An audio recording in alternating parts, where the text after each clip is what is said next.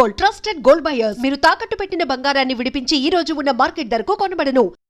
అయ్యప్ప స్వామి వారి గురించి నేను తెలుసుకున్న అంశాలలో ప్రతి ఒక్కరూ 18 సార్లు వేస్తే గురుస్వామి అనే పేరుతోనో, లేకపోతే 5 సార్లు దాటితే గురుస్వామి అనే పేరుతోనో గురుస్వామిగా చలామణి అవుతున్నారు. కానీ అయ్యప్ప స్వామి వారు మనకి ఏం తెలియజేస్తున్నారు, మనం ఏం తెలుసుకుని ఈ నియమాలను పాటించాలి, మనం ఎటువంటి గొప్ప స్థితిని పొందబోతున్నాము అనేది తెలుసుకోలేకపోతున్నారు. భగవంతుని మీద భక్తితో ఎంతమంది చేస్తున్నారు అనేది ఎవరికి వాళ్ళు ప్రశ్నించుకోవచ్చు. ఏంటండి సంకల్పం అంటే ఏంటి? సంకల్పం అని అంటే భగవంతుని ఆరాధించడానికి మనకు 9 రకాల మార్గాలు ఉన్నాయి. ఈ 9 రకాల మార్గాలలో భగవంతుడిని ఎవరైనా దగ్గర అవ్వచ్చు. అయ్యప్ప స్వామి వారి దీక్షలో ప్రధానంగా మనం గమనిస్తున్న అంశాలు నల్ల బట్టలు ధరించడం, కాళ్ళకు చెప్పులు లేకుండా ఉండడం, నేల మీద పడుకోవడం, భూసేయనం అంటారు, ఏకభుక్తం ఒక్కపూట భోజనం అని అంటారు. అంటే నిజంగా దీక్షలో ఉంటే ఇవి ఖచ్చితంగా పాటించాల్సిందే అన్నప్పుడు ఎందుకు పాటించట్లేదు అంటారు? చెప్పేవాళ్ళు ఫర్ ఎగ్జాంపుల్ ఉదాహరణకు మనమే ఒక పూట ఉండలేమని చెప్పి 2 పూటలు తింటే చిన్నపిల్లలు ఎలా ఉంటారు ఏకభుక్తంలో? గురుస్వామి మాటలను మీరు మీరరాదయ్యా, గురుస్వామి మాటలను మీరు మీరరాదయ్యా, కన్యసాములను మీరు గేలి చేయరాదయ్యా, పేదవారు కాని ధనవంతులైన గాని నియమనిష్టలన్నీ మెలగాలి భక్తి భూని. నమస్కారం, వెల్కమ్ టు ఐ డ్రీమ్. ధర్మ మార్గం విత్ విజిత కార్యక్రమానికి స్వాగతం.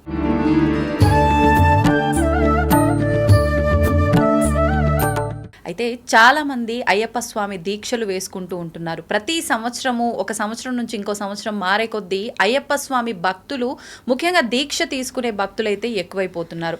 మరి అసలు ఎందుకు దీక్ష తీసుకుంటున్నారు? ఒక దీక్ష మనం స్వామికి సంబంధించి తీసుకుంటున్నప్పుడు అది మన స్వార్థం కోసమే ఎక్కువగా తీసుకోవటం అయితే చూస్తూ ఉన్నాం. అంటే వాళ్ళకున్న వ్యసనాలను మార్చుకోవడం కోసమా, లేకపోతే వాళ్ళకున్న కోరికలు తీరడం కోసమా? ఏ విధంగా మనం దీక్ష తీసుకున్నప్పటికీ నిజంగా ఒక దీక్ష తీసుకుంటున్నాము అనంటే ముందర అసలు స్వామి గురించి తెలుసుకోవడము, ఆ దీక్ష నియమాల గురించి తెలుసుకోవడము ముఖ్యం. ఆ తీసుకున్న తర్వాత ఖచ్చితంగా మనం తెలుసుకున్న విషయాల గురించి మనం ఆచరించడము ఇంకా ప్రధానము. కానీ ఈ ప్రస్తుత రోజుల్లో చూస్తుంటే ఇవన్నీ మనకు ఎక్కడా కనిపించట్లేదనే చెప్పాలి. అంటే అందరూ అలా చేస్తున్నారని కాదు, కొంతమంది మాత్రం ఈ దీక్ష నియమాలు ఖచ్చితంగా పాటించట్లేరు అని మాత్రమే చెప్పగలము. అసలు ఎందుకు ఇలా జరుగుతోంది, అసలు వాస్తవం ఏంటి, ఈ అయ్యప్ప దీక్ష వెనకాల ఎలాంటి ఆంతర్యం ఉంది, ఇవన్నీ కూడా ఇప్పుడు మాట్లాడి తెలుసుకోబోతున్నాం. ప్రస్తుతం మనతో పాటు ఉన్నారు జ్యోతిష్య, వాస్తు, సంఖ్యాశాస్త్ర నిపుణులు బ్రహ్మశ్రీ సాయి మోహన్ కుమార్ గారు. వారితో మాట్లాడి మరిన్ని విషయాలు తెలుసుకునే ప్రయత్నం చేద్దాం, ముఖ్యంగా అయ్యప్ప స్వామి దీక్షలకు సంబంధించి. నమస్కారం గురుగారు. నమస్తే అమ్మ, శుభమస్తు. శ్రీమన్మహాగణాధిపతయే నమః. అయ్యప్ప స్వామి భక్తులకు, శ్రోతలకు, వీక్షకులకు పేరు పేరున ప్రతి ఒక్కరికి అయ్యప్ప స్వామి అనుగ్రహం సంపూర్ణంగా కలగాలని కోరుకుంటూ ఈ యొక్క కార్యక్రమాన్ని ప్రారంభిద్దాం. గురుగారు, నేను వినడం జరిగింది మీరు చాలా అంటే గత కొన్ని సంవత్సరాలుగా దాదాపు ఒక 20-30 సంవత్సరాల నుంచి అయ్యప్ప దీక్ష తీసుకోవడం జరిగింది అని చెప్పి. అంటే ప్రస్తుతం చూస్తున్నాం ఒక 4 సంవత్సరాలు 5 సంవత్సరాలు దీక్ష తీసుకున్నారు అని అంటే ఇంకంతా మాకు తెలుసు, మేము ఒక గురుస్వామి కిందట మేము ఇప్పుడు ఉన్నాము అని చెప్పి నిజంగా ఒక గురుస్వామి హోదాలో ఉన్నారు అని అంటే వాళ్ళ దగ్గర ఉండే ఆ నిదానం కానివ్వండి, ఆ జ్ఞానం కానివ్వండి ప్రజలకు ఉపయోగపడేలా ఉండాలి. కానీ అలాంటి గురుస్వాములని ఇప్పుడు చాలా తక్కువగా చూస్తున్నాం. మీరు ఇన్నిసార్లు మాల వేసుకున్నారు, మరి ఇన్నిసార్లు దీక్ష తీసుకున్నారు, మీ దగ్గర నాకైతే ఆ ఒక యాటిట్యూడ్ అనేది ఎక్కడా కనిపించలేదు. అసలు ఎన్నిసార్లు మీరు మాల వేసుకోవడం జరిగింది? ఇప్పటికమ్మా నేను మొట్టమొదట నాకు 11వ ఏట నేను అయ్యప్ప దీక్షను ప్రారంభించాను. ఇప్పటికీ లాస్ట్ ఇయర్ తోటి 31 సంవత్సరం నా యొక్క దీక్ష పూర్తయింది. అందులో 18 సార్లు పెద్ద పాదంలో స్వామివారి దర్శనానికి వెళ్ళడం జరిగింది. మిగిలినవి మండల పూజలకు, కొన్ని మెట్ల పూజకు వెళ్ళడం జరిగింది. స్వామివారి అయ్యప్ప దీక్షలో ప్రతి సంవత్సరం నేను ఒక కొత్త అనుభూతిని, కొత్త అనుభవాన్ని తెలుసుకుంటూ ఉన్నాను. అందువల్ల ఆ స్వామి మీద ఉన్న నాకున్న భక్తికి ఒకటి మధ్యలో మా నాన్నగారు 2003లో కాలం చేశారు. ఆ సందర్భంలో ఒకసారి దీక్ష వేసుకోలేకపోయాను. కోవిడ్ టైంలో కొన్ని షరతుల కారణంగా ఒకసారి వెళ్ళలేకపోయాను. ఇప్పటికీ 31 సంవత్సరం పూర్తి చేసిన కాలంలో అయ్యప్ప స్వామి వారి గురించి నేను తెలుసుకున్న అంశాలలో ప్రతి ఒక్కరూ ఇంకా తెలుసుకోవాల్సింది ఎంతో ఉంది. వీళ్ళు 18 సార్లు వేస్తే గురుస్వామి అనే పేరుతోనో, లేకపోతే 5 సార్లు దాటితే గురుస్వామి అనే పేరుతోనో గురుస్వామిగా చలామణి అవుతున్నారు. కానీ అయ్యప్ప స్వామి వారు మనకి ఏం తెలియజేస్తున్నారు, మనం ఏం తెలుసుకొని ఈ నియమాలను పాటించాలి, ఈ నియమాలను పాటించడం వల్ల మనం ఎటువంటి గొప్ప స్థితిని పొందబోతున్నాము అనేది తెలుసుకోలేకపోతున్నారు. అవునండి. సో ఈ విషయాన్ని నా అనుభవంలో వివరంగా నేను తెలుసుకున్నది ప్రతి ఒక్కరికి తెలియజేసి ప్రతి ఒక్కరిని మార్గంలో వాళ్ళు ఎంచుకొని దీక్ష తీసుకునే సందర్భాలలో ఖచ్చితంగా ఒక నియమాన్ని ఆచరిస్తారనేది నేను సంకల్పంగా చెప్పగలను. మనం ఎప్పుడైతే ఒక భక్తిభావంతో చేసే ప్రతి పనికి భగవంతుడు మనల్ని అనుగ్రహించడానికి ఎప్పుడు మనతోనే ఉంటాడమ్మా. ప్రస్తుత కాలంలో ప్రతి ఒక్కరూ వారి వారి అవసరాల నిమిత్తం ఏదో ఒక కోరికతో మనం ఈ పూజ చేస్తే మనకి ఈ ఫలితం వస్తుంది అని అంటే చేస్తారు, కానీ లేదంటే అసలు ఏది చెయ్యరు. అవునండి. ఖచ్చితంగా. ఎందుకంటే లక్ష్మీదేవి పూజకు మన ధనత్రయోదశి వచ్చింది. లక్ష్మీదేవికి ఆ రోజు ఉప్పు దీపం పెడితే ఒక ఫలితం అని, లేదా ఈ మనం అమ్మవారికి వాడే పూజకు ఉపయోగించే నూనె కానీ నెయ్యి కానీ అందులో 3 రకాల నూనెలు కలిపి యాలకులు లవంగాలు ఇవన్నీ వేసి చేస్తే ఈ ఫలితం వస్తుంది, ఆర్థికంగా వాళ్ళకి జీవితాంతం ఏ లోటు ఉండదని అంటే ప్రత్యేకంగా ఆ రోజు పూజలు చేస్తున్నారు. భగవంతుని మీద భక్తితో ఎంతమంది చేస్తున్నారు అనేది ఎవరికి వాళ్ళు ప్రశ్నించుకోవచ్చు. అవునండి. మనం ఎప్పుడూ కూడా భగవంతుణ్ణి ఆరాధించేటప్పుడు కోరికలతో భగవంతుణ్ణి ఆరాధించకూడదు. మనము ఒక సంకల్ప బలంతో భక్తిభావంతో స్వామిని ఆరాధించేటప్పుడు మనకు కావాల్సింది మనం అడగకుండా ఇస్తాడు. ఏంటండి సంకల్పం అంటే ఏంటి? సంకల్పం అని అంటే భగవంతుని ఆరాధించడానికి మనకు 9 రకాల మార్గాలు ఉన్నాయి. శ్రవణం, భగవంతుని గురించి వినడం ద్వారా, స్మరణం, భగవంతుని నామాన్ని తలచడం వల్ల, కీర్తనం, భగవంతుని యొక్క పాటల ద్వారా, దాస్యం, సేవకుల్లాగా, సఖ్యం, స్నేహితుల్లాగా, కుచేలుడు శ్రీకృష్ణ భగవంతుడిని తీసుకోవచ్చు, నామజపానికి సంబంధించి హనుమంతుల వారిని తీసుకోవచ్చు. శ్రీరాముల వారి కంటే ఆంజనేయ స్వామి వారే గొప్పవారని ఆయన రామనామ జపంలో ఆయన అటువంటి కీర్తిని పొందాడు. సో ఒక్కొక్క ఆత్మ నివేదనం, అన్నీ నీవై ఉన్నాను అని చెప్పి ఒక నమ్మి స్వామివారిని వేడడం, ఈ 9 రకాల మార్గాలలో భగవంతుడిని ఎవరైనా దగ్గరవ్వచ్చు. మనకు ప్రస్తుతం ఉన్న బాహ్య ప్రపంచంలో ప్రతి ఒక్క దానికి ధనం మూలం మిదం జగత్తు. ధనం ఉంటేనే ఏ పనైనా జరుగుతుంది, చేయగలమనే ఒక నినాదం, ఒక నమ్మకంతో ప్రతి ఒక్కరూ ధనం కోసం ఎలా సంపాదించడానికైనా చేసే ప్రయత్నాలలో అందులో భగవంతుడు కూడా ఒకటి అయిపోయాడు. సో భగవంతుని ఇలా ఆరాధిస్తే మనకు డబ్బులు వస్తాయి, భగవంతుని ఇలా ఈ పూజ చేస్తే మనకు కలిసి వస్తుంది, లేదా భగవంతునికి ఈ హోమం చేస్తే మనకు కలిసి వస్తుంది అనే భావంతో చేస్తున్నారు. కోరికలకు భగవంతునికి అస్సలు సంబంధం లేదు. మనకు కావాల్సింది, మనం ఎప్పుడైతే దేని మీద వ్యామోహం లేకుండా భగవంతుణ్ణి దర్శిస్తామో, భగవంతుణ్ణి ధ్యానిస్తామో దానికే సత్ఫలితాలు లభిస్తాయి. ఉదాహరణకు మనం ఉపవాస నియమాలు పాటిస్తూ ఉంటాం. ఈ కార్తీక మాసానికి చాలా విస్తృతి ఉందమ్మా. హరిహరాదులను ఏకకాలంలో ఆరాధించుకోవచ్చు. శివునికి సంబంధించి ఈ యొక్క కార్తీక మాసానికి ఎంత ప్రాధాన్యత ఉందో, కేదారేశ్వర స్వాముల వ్రతాలు నోములు ఎలా అయితే ప్రాధాన్యతగా ఆచరిస్తారో విష్ణువుకు సంబంధించిన మాసంగా కూడా దీన్ని ఆరాధిస్తారు. అంటే ఏకాదశులకు విష్ణువుకు సంబంధించిన ప్రాధాన్యత ఉంది. అందుకని హరిహరాదుల సంగమం చేత కలిగిన సంతానంగా ఈ యొక్క అయ్యప్ప స్వామి దీక్షలో ఒక నియమంగా ఈ యొక్క మాసాన్ని మనం దీక్షా నియమాలతో ఆచరించడం వల్ల మనం కోరుకున్న గొప్ప జీవితాన్ని భగవద్ అనుగ్రహంతో పొందుతాం. ఓహో, అంటే కార్తీక మాసంలోనే అయ్యప్ప దీక్షకి కారణం ఇది. అవును. ప్రత్యేకత ఏంటంటే మనకు ఇది కావాలి అని మనం భగవంతుని కోరాల్సిన అవసరం లేదు. కార్తీక సమమాస అంటారు. కార్తీక మాసంతో సమానమైన మాసం ఏ మాసం లేదు అని శాస్త్రంలో చెప్పబడింది. అటువంటి కార్తీక మాసంలో ఆచరించే భగవంతునికి సంబంధించిన ఏ పూజ, జపము, దానము ఏది చేసినా కూడా దానికి 10,000 రెట్లు ఫలితాలు వస్తాయనేది మనకు గ్రంథాల్లో, శాస్త్రాల్లో తెలియజేయబడింది. అవునండి. అటువంటి ఈ మాసంలో భగవంతునికి సంబంధించి ఆరాధించడం వల్ల చాలామంది జ్యోతిషాస్త్రరీత్యా మంచి జీవితాన్ని పొందడానికి పరిశీలన చేయించుకుంటూ ఉంటారు.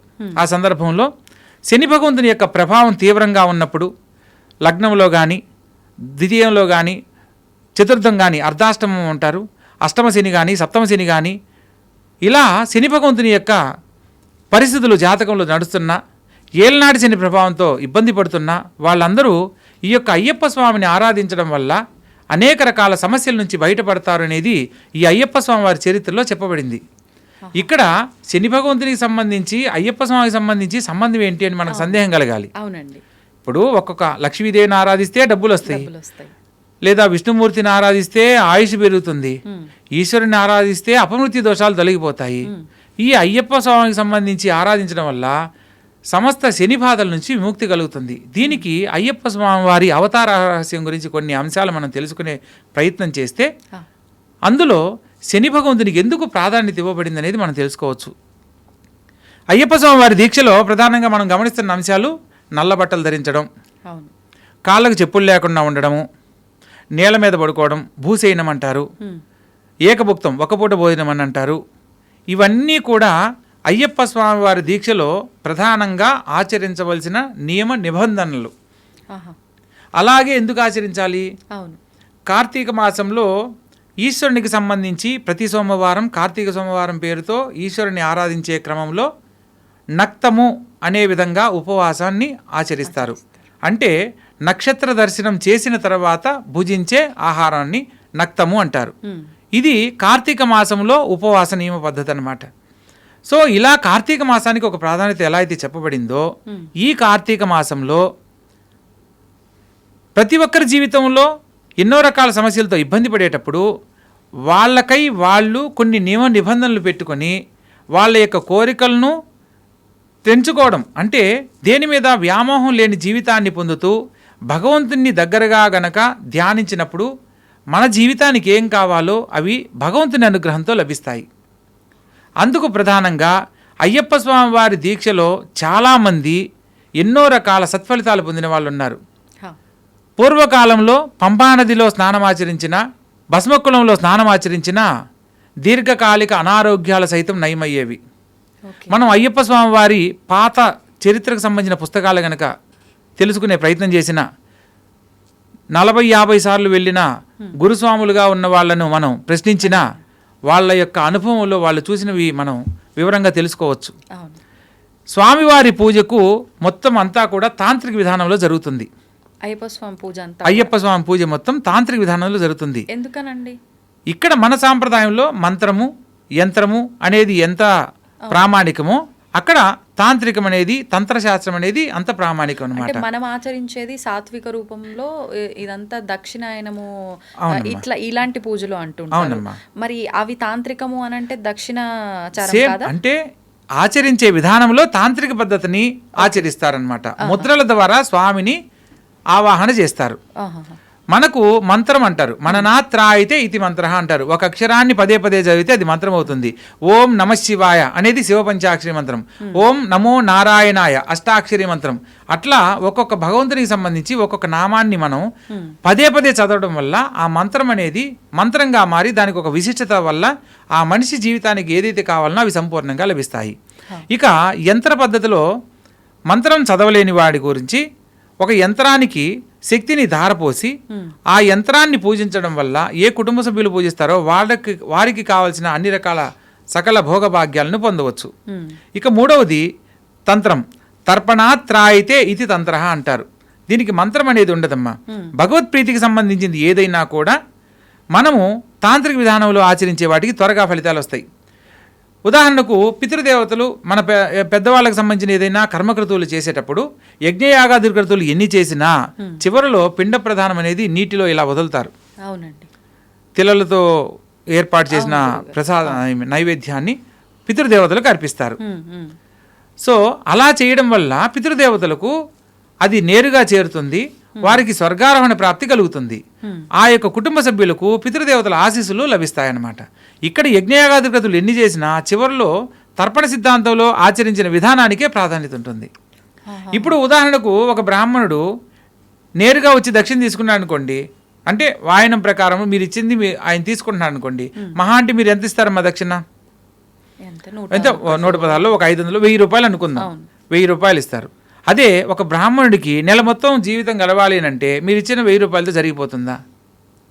సో శాస్త్ర ప్రామాణికంగా కొన్ని మంత్రాల రూపంలోనూ, యజ్ఞాల రూపంలోనూ, యాగాల రూపంలో ఇక్కడ మనం పితృకర్మలు ఆచరించినప్పుడు 10 మందికి భోక్తలుగా కూర్చోబెట్టి వాళ్ళకి భోజనం పెట్టాలి. మహేశ్వరులుగా కూర్చోబెట్టి భోజనం పెడతారు. అలాగా బ్రాహ్మణులకు ఆ కుటుంబ సభ్యుల వాళ్ళను మహేశ్వరులుగా భావించి చేస్తుంటారు. సో ఇటువంటి సందర్భంలో బ్రాహ్మణులకి అన్న సంతర్పణ అనేది ఏర్పాటు చేస్తే పితృదేవతలకు ఆత్మశాంతి కలుగుతుంది.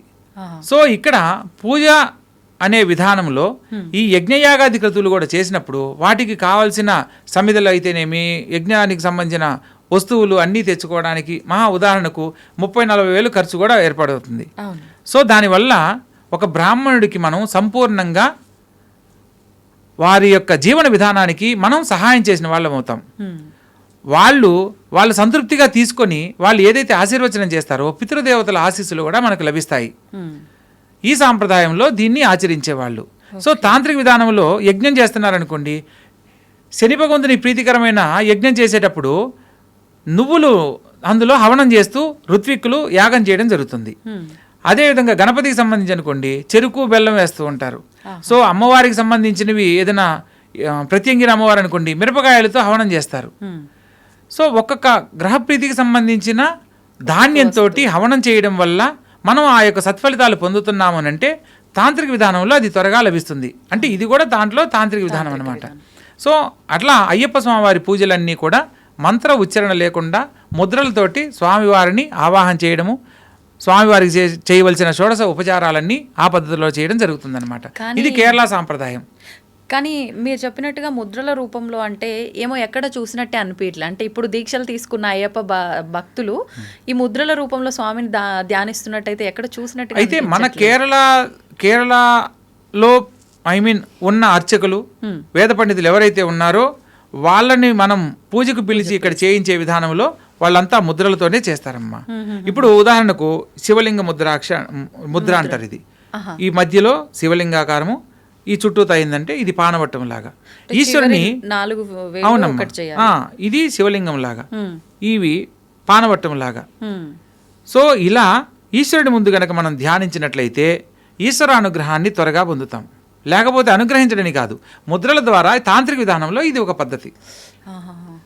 ఇప్పుడు మనం ఓం నమస్తే అస్తు భగవాన్ విశ్వేశ్వరాయ మహాదేవాయ త్రయంబకాయ త్రిపురాంతకాయ త్రికాలాగ్ని కాలాయ కాలాగ్ని రుద్రాయ నీలకంఠాయ మృత్యుంజయాయ సర్వేశ్వరాయ సదాశివాయ శ్రీమన్మహాదేవాయ నమః అంటే ఈశ్వరుణ్ణి మనం ఆధీనంలో స్వామివారిని ధ్యానిస్తూ స్వామివారిని మనం వేడుకోవడం. ఎప్పుడైతే ఒక భక్తిభావంతో ఈశ్వరుడు అక్కడ శివలింగం లేకపోయినా పర్వాలేదు, ముద్రల ద్వారా నువ్వు ఆ యొక్క స్థితిని పొందవచ్చు. మీరు రీసెంట్లీ ఒకటి మిరా ఏదో సినిమా వచ్చింది కదా, దాంట్లో కూడా గత జన్మకు సంబంధించిన కొన్ని తెలుసుకోవడానికి ముద్రలను ఆధారం చేసుకొని చేయడం జరుగుతుంది. అవునండి, అవును. సో అమ్మవారిని ఆరాధించేటప్పుడు యోని ముద్ర ఇట్లా రివర్స్లో ఇలా పెట్టి అమ్మవారిని ధ్యానిస్తారు. ఒక్కొక్క ముద్రకి ఒక్కొక్క ప్రాధాన్యత ఉంది. సో ఆ యొక్క సిద్ధిని త్వరగా పొందవచ్చు. ఇప్పుడు అంటే ఈ యొక్క ఆచరణ విధానంలో ప్రాంతీయతను బట్టి కొన్ని మార్పులు అనేవి జరుగుతుంటాయి అన్నమాట.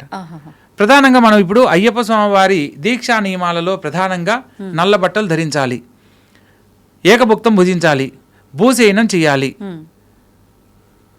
పరస్త్రీని మాత అని సంబోధించాలి. ఈవెన్ తన కుటుంబ సభ్యులైనా కూడా స్త్రీ ధర్మంలో మాత అనే సంబోధిస్తూ పలకాలి. ఇవన్నీ నియమాలు ఎందుకు పెట్టారనంటే అయ్యప్ప స్వామి వారి చరిత్రలో ఒకానొక సందర్భంలో అయ్యప్ప స్వామి భక్తుడు శని భగవంతుని యొక్క బాధలతో ఇబ్బంది పడుతూ ఉంటాడు. ఆ సందర్భంలో అయ్యప్ప స్వామి ఎందుకు నాయన నువ్వు ఇలా భక్తుల్ని పట్టి పీడించడము అని చెప్పి అడగడం జరుగుతుంది. ఆ సందర్భంలో ఎవరెవరి విధి ధర్మం ప్రకారము నాకు ఇచ్చిన ధర్మాన్ని నేను ఆచరిస్తున్నాను స్వామి అని అంటాడనమాట. అంటే ఏంటి నీ ధర్మము అని అంటే, యముడు మనిషి కాలం చేసిన తర్వాత తనకు విధించాల్సిన శిక్షలకు ఆయన ఎటువంటి అధికారం కలిగి ఉంటాడో, ఒక మనిషి జీవితంలో శని భగవంతునికి సంబంధించిన ఒక సమయంలో నేను అతన్ని ఇబ్బంది పెట్టాలి అనేది నాకు నియమింపబడిన విధానం. అందులో ప్రామాణికంగా నేను చేసే పనులు కోటీశ్వరుడుగా ఉన్నవాడిని కటిక దారిద్ర్యంలోకి తీసుకొస్తాను. అదేవిధంగా 3 పూట్ల తినేవాడికి తిండి లేకుండా చేస్తాను. మంచి మంచి బట్టలు ధరించి గొప్ప జీవితాన్ని ఆనందంగా అనుభవించేవాడికి బట్టలే లేకుండా చేస్తాను. అంటే వాడి జీవితం మైలపడేలా చేస్తాను. లేదా కుటుంబంలో సంతోషంగా ఉంటే వాళ్ళ మధ్య తగువులు ఏర్పాటు చేస్తాను. దాంపత్య జీవితంలో ఆనందంగా ఉన్న వాళ్ళ మధ్య కొన్ని సమస్యలు తలెత్తేలా చేయగలను. ఇలా కొన్ని చెప్పడం జరుగుతుందన్నమాట. అయితే ఈ రోజు నుంచి నా భక్తుల జోలికి మీరు ఏనాటికి రాకూడదు అని చెప్పంటాడనమాట. అదెలా కుదురుతుంది స్వామి, నా ధర్మం ప్రకారం నేను ఆచరించే విధానంలో అదెలా కుదురుతుంది అని అన్నప్పుడు నీ మొదటి నియమం ఏంటి అని అంటాడు. ఇప్పుడు అన్ని రాజభోగాలు అనుభవించేవాడికి ఏమీ లేకుండా చేస్తాను అని అంటాడు. అంటే ఏమీ లేనివాడు ఎక్కడుంటాడు? వీధిని పాలై ఉంటాడు. లేదా వాడి గాలి, ఎండ, వాన, చలి అన్నీ సమానంగా ఉంటాయి. సో ఈ యొక్క కార్తీక మాసంలో విపరీతమైన చలి అనేది ఎక్కువగా ఉంటుంది. తనను తాను అంటే శిక్షించుకోవడం ఒక రకంగా. తెల్లవారుజామున బ్రహ్మముహూర్త సమయంలో లేచి చన్నీటి స్నానం ఆచరిస్తారు. ఇప్పుడు మంచి రాజభోగాలు అనుభవించేవాడు లేపినా లేవడు, 9 అయినా 10 అయినా లేపినా లేవడు. అటువంటి వాడిని నువ్వు తెల్లవారుజామున 3 గంటలు లేచి స్నానం చేయమంటే ఎవరు చేస్తారు? కానీ నీ మీద భక్తితో నన్ను ఆరాధిస్తూ ఇలా తెల్లవారుజామున లేచి బ్రహ్మముహూర్తంలో స్నానం ఆచరించడం జరుగుతుంది. రెండవ నియమము, 3 పూట్ల తినేవాడికి తిండి లేకుండా చేస్తాడు. తినే అవకాశం ఉన్నప్పటికీ కూడా వాడు ఒక్క పూటే భోజనం చేస్తాడు అని చెప్పి అయ్యప్ప స్వామి చెప్పడం జరుగుతుంది. తరువాత రాజభోగాలు హంపశైల మీద చేయనించేవాడికి అవన్నీ లేకుండా చేస్తాను అని అంటాడు. ఎన్ని రాజభోగాలు అనుభవించే అవకాశం ఉన్నప్పటికీ భూసేనమే చేస్తారు, నేల మీద మాత్రమే పడుకుంటారు అని చెప్పని అంటాడు. రాజభోగాలు అనుభవించేటప్పుడు మనం పాదరక్షలు రకరకాలుగా ధరిస్తాం. కానీ మనల్ని మనం శిక్షించుకోవడం అంటే రాళ్లలో నడవడమే. ఇప్పుడు దారిద్ర్యంలో ఎదురవడం అన్నీ ఉన్నప్పుడు మనం అన్నీ అనుభవిస్తాం. కానీ దారిద్ర్యానికి సంకేతం అన్నీ ఏమీ లేకపోవడం. సో ఉన్నా కూడా వాటిని వదులుకోవడం, మనల్ని మనం శిక్షించుకోవడం. సో అలా పాదరక్షలు లేకుండా నడవడం చేస్తారు అని చెప్పని అయ్యప్ప స్వామి చెప్పడం జరుగుతుంది. ఆ తర్వాత దాంపత్య జీవితంలో గొడవలు ఏర్పాటు చేస్తానని అంటాడు. అయితే కళ్యాణ జీవితంలో ఉన్నవాళ్ళు, పెళ్ళైన వాళ్ళు, వివాహితులైన వాళ్ళు కూడా నా యొక్క దీక్ష తీసుకున్న వాళ్ళు బ్రహ్మచర్య వ్రత దీక్షను ఆచరిస్తారు అని అంటాడు. పైగా తన భార్య అయినా సరే కుటుంబ సభ్యులందరినీ మాత అని సంబోధించడం జరుగుతుంది అని చెప్పి చెప్పడం జరుగుతుంది అనమాట. తదుపరి అన్ని భోగాలు అనుభవించేవాడికి ఏమీ లేకుండా చేస్తాను అని అంటాడు. సో దేని మీద వ్యామోహం లేకుండా నిత్యము నా నామస్మరణతోనే కాలాన్ని గడుపుతూ ఉంటారు అని చెప్పేసి చెప్తారనమాట. ఇలా గనక నీ భక్తులు గనక ఆచరిస్తే నీ భక్తుల జోలికి నేను ఏనాటికి రాను అని చెప్పి శని భగవంతుడు చెప్పడం జరుగుతుంది. అప్పటి నుంచి అది ఆచారంగా మనము ఇప్పుడు కూడా దాన్ని ఒక నియమ నిబంధనలో ప్రత్యేకంగా ఆచరించడం జరుగుతుంది. ఇప్పుడు మీరు చెప్పినట్టుగా లాస్ట్ 2 నామజపము, బ్రహ్మచర్యము అయితే దీక్షలో ఉన్న వాళ్ళు పాటిస్తున్నారనే చెప్పాలి. కానీ మిగతా ముందర చెప్పినవి మాత్రం అంటే భోగాలు అనుభవించటము, పాదరక్షలు లేకుండా తిరగటము, ఒక పూట తినటము, ఇలాంటివి అయితే ఎక్కువగా చేస్తున్నట్టుగా అనిపించట్లేదు. అంటే నిజంగా దీక్షలో ఉంటే ఇవి ఖచ్చితంగా పాటించాల్సిందే అన్నప్పుడు ఎందుకు పాటించట్లేదు అంటారు? ఇక్కడ ఏంటంటే అమ్మా చెప్పేవాళ్ళు, ఫర్ ఎగ్జాంపుల్ ఉదాహరణకు చిన్నపిల్లలకు దీక్ష నియమాలు, చిన్నపిల్లలకు కూడా మాకు బాబు పుడితే అయ్యప్ప స్వామి మాల వేస్తామని చెప్పి మొక్కుంటారు. వాడికి 5వ ఏటో 6వ ఏటో వస్తుంది. 6వ ఏట మాల వేసి అయ్యప్ప స్వామి కొండకు తీసుకెళ్లే ప్రయత్నం చేసేటప్పుడు పెద్దవాళ్ళు మనమే ఒక పూట ఉండలేమని చెప్పి 2 పూటలు తింటే చిన్నపిల్లలు ఎలా ఉంటారు? ఏకభుక్తంలో ఉండలేనప్పుడు వాళ్ళ కోసం పెట్టిన ఒక నియమం ఏంటంటే, పైగా వృద్ధాప్యంలో ఉన్న వాళ్ళు కూడా కొంచెం పెద్ద వయసు వాళ్ళు ఆకలికి తట్టుకోలేరు, వాళ్ళ కోసంగా పెట్టిన ఒక నియమంలో అల్పాహారం అని ఒక నియమాన్ని పెట్టారు. అల్పము అని అంటే తినే దాంట్లో వండినవి ఉడికినవి కాకుండా మనం ఏదైనా తినాలి. భగవత్ప్రీతికి సంబంధించి ప్రసాదం పెట్టిన ప్రసాదంగా తీసుకోవాలి. అంతేగాని ఇది బియ్యపు రవ్వతో చేశారు ఉప్మా తినొచ్చు, ఇడ్లీ రవ్వతో చేశారు ఇడ్లీ తినొచ్చు అని చెప్పి చెప్పలేదు. మేము సాయంకాలం అల్పాహారం దోశ తిన్నాము, పొంగల్ తిన్నామని చెప్పి. ఇప్పుడు మనకు పంచ అమృతాలని ఉన్నాయమ్మా. పరమాన్నం బెల్లంతో చేసేవి, పాయసము, చిత్రాన్నము అంటే పులిహోర, దద్దోజనము, ఇవన్నీ అన్నంతో చేసేవి. ఇవి మహానైవేద్యాల కింద వస్తాయి. ఈ మహానైవేద్యాలను ఎప్పుడైనా భుజించవచ్చు అనేది చెప్పారు. అందుకని ఇప్పుడు ఏం చేస్తున్నారు? దీక్షలో ఉన్నప్పుడు మహానైవేద్యాలుగా వీటిని మనం ప్రసాదంగా తీసుకోవచ్చు. ఇప్పుడు అది అన్నమైనప్పుడు ఇప్పుడు రాత్రిపూట భజనలు పెట్టి చాలా మంది ఏం చేస్తున్నారు? 18 రకాల ఐటమ్స్ పెడుతున్నారు. 18 మెట్లకు సంకేతాన్ని 18 పెట్టారు. అయ్యప్ప స్వామి మెట్లు 18 ఉన్నాయి కాబట్టి సరిపోయింది. లేకపోతే 57 అయితే 57 రకాలు చేసేవాళ్ళేమో. 18 రకాల ఐటమ్స్ చేయమని ఏ అయ్యప్ప స్వామి చెప్పలేదు. అయ్యప్ప స్వామి అవతరణ రహస్యంలో కూడా చెప్పలేదు.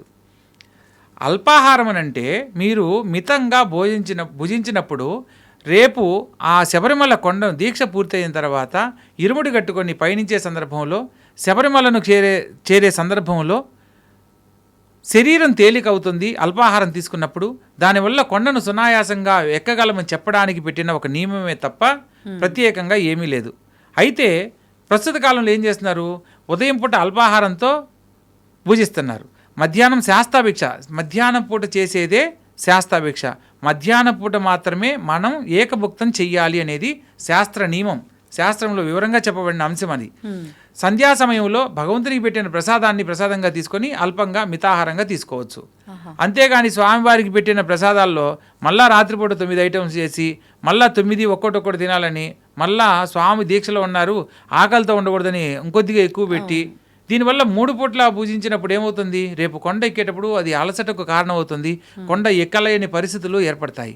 కానీ అంటే భగవంతుడు తినకుండా కడుపు మార్చుకొని పూజ చేయమని ఎక్కడ చెప్పలేదు అని అంటూ ఉంటారు కదా. నిజమేనమ్మా, అంటే ఇక్కడ మనం కొండను సునాయాసంగా ఎక్కాలి. ఇప్పుడు స్ట్రైట్గా ఉన్న రోడ్డును ఎంత దూరమైనా నడవగలం, కొండ ఎక్కేటప్పుడు మీరు గమనించండి, మీరు నేరుగా ఉన్న గదుల్లోకి నేరుగా వెళ్ళగలరు, మెట్లు ఎక్కేటప్పుడు కొద్ది మెట్లకే కొంత అలసట చెందడం జరుగుతుంది. శబరిమలలో మనకు 5 కొండలు 7 కిలోమీటర్లు ఉంటుంది. 7 కిలోమీటర్లు కొండ ప్రాంతాన్ని నడవాలి అంటే మన శరీరం ఎంత తేలిగ్గా ఉంటే అంత సునాయాసంగా ఎక్కడానికి అవకాశం ఉంటుంది. వాస్తవం. సో పూర్వము అంటే ఫస్ట్ టైం నేను దీక్ష తీసుకున్నప్పుడు 1993 ఆ ప్రాంతంలో, 92 ఆ ప్రాంతంలో ఈ స్వామివారి కొండకు వెళ్ళే దారి 6 అడుగులు మాత్రమే ఉండేది. చెట్టు యొక్క దొంగలు కట్ చేసి అడ్డలు నాటి అవి జారకుండా అవే మెట్లుగా ఉండేవి. వర్షాకాలంలో చాలా భయంకరంగా ఉండేది. అంటే జారి పడితే ఇటు లోయే అటు లోయే. ఇప్పుడన్నా కొన్ని సర్వీసెస్ అన్ని గవర్నమెంట్ ఏదో కొన్ని ప్రొవైడ్ చేస్తూ ఉంది వసతులన్నీ, ఒకప్పుడు అసలు ఏమీ లేవు. మనము ఇరుముడిలో బియ్యం వేసేదానికి ఒక ఆంతర్యం ఉంది. ఏంటండి అది? మెయిన్ ప్రతి ఒక్కరు తెలుసుకోవాల్సిన విషయం, మనిషి కాలం చేసినప్పుడు వారి యొక్క చివరి ముద్దగా చనిపోయిన వ్యక్తికి నోటి దగ్గర బియ్యం పోస్తారు. మీరు గమనించండి అమ్మా, ప్రదక్షిణ చేసి కుటుంబ సభ్యుల చేత చేసేవాళ్ళు. పూర్వకాలంలో అటవీ ప్రాంతం అది, మొత్తం వన్యమృగాలు తిరిగేవి, వెళ్ళిన వాడు తిరిగి వస్తాడో రాడో కూడా తెలియని సందర్భం. అటువంటి సమయంలో ఈ బియ్యాన్ని అలా వాళ్లకు భిక్షగా పెట్టినట్టు పెట్టి పంపించేవాళ్ళు. ఎందుకంటే భగవంతుని అనుగ్రహంతో తిరిగి రావాలని.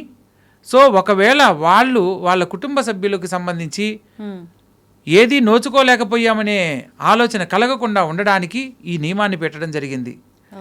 పూర్వకాలంలో ఈ యొక్క ఇరుముడి అంటే 2 వైపులా కలిగిన ముడి. ఒకవైపు యాత్ర సమయంలో ఈ యొక్క అటవీ మార్గంలో వెళ్ళే సందర్భంలో ఆకలికి మనం తీసుకుని వెళ్ళిన పదార్థాలే ఒకవైపు ఉండేవి. 2వ ముడిలో అయ్యప్ప స్వామికి సమర్పించే పూజా ద్రవ్యములు ఉండేవన్నమాట. కానీ పంబా నది దగ్గరికి వెళ్ళిన తర్వాత పంబ సద్య అని చెప్పి చేసేవాళ్ళు. ఇరుముడిని ఇప్పి గురుస్వామి ఆధ్వర్యంలో ఇరుముడి ఇప్పిన తర్వాత స్నానం ఆచరించి పంబా నదిలో భజనా కార్యక్రమాలన్నీ పూర్తి చేసుకొని పంబయ్యలు వెళ్ళక్కుంటారు. అక్కడ సంధ్యా సమయంలో ఒక త్రిభుజాకారంలో వెదురు కర్రలతోటి దీపాన్ని వెలిగించి ఆ పంబా నదిలో వదిలేవాళ్ళు అనమాట. పూర్వకాలం ఈ లైట్లు ఇవన్నీ ఏం లేవమ్మా. సో అక్కడ ఈ దీపపు కాంతులతోనే మనం అక్కడ మార్గ మధ్యాన్ని తెలుసుకునేవాళ్ళు. అలా ఒక సాంప్రదాయం ఉండేది. కాలక్రమేణా భక్తులు పెరిగేసరికి అనేది ఇప్పుడు కూడా ఉందా? కొందరు చేస్తున్నారమ్మా, దాని గురించి తెలిసిన వాళ్ళు. సో ఒక 40 సార్లు 50 సార్లు వెళ్ళిన వాళ్ళు దాన్ని ఆచరిస్తున్నారు, కానీ అందరూ దాన్ని ఆచరించట్లేదు. ఎందుకంటే వసతులు, ఒకప్పుడు ఇంతమంది భక్తులు ఉండేవాళ్ళు కాదు, వెళ్ళాలంటేనే భయపడేవాళ్ళు, అయ్యప్ప స్వామి దీక్ష తీసుకోవాలన్నా భయపడేవాళ్ళు. ఒకవేళ అయ్యప్ప స్వామి మాలధారణ చేసి ఎవరైనా ఎదురొస్తున్నారంటే స్త్రీ పక్కకు వెళ్ళిపోయేవాళ్ళు.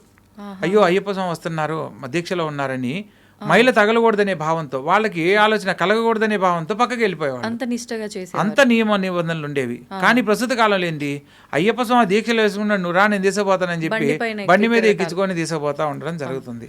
ఇంకొకటి పంబా నది అన్నారు కాబట్టి అక్కడ దీపాలు వదిలే విధానం కూడా ఉంది అని చెప్పి అన్నారు. అదే పంబాయిలు విలక్కు పేరుతో ఈ యొక్క ఆచారాన్ని చేస్తూ ఉంటారనమాట.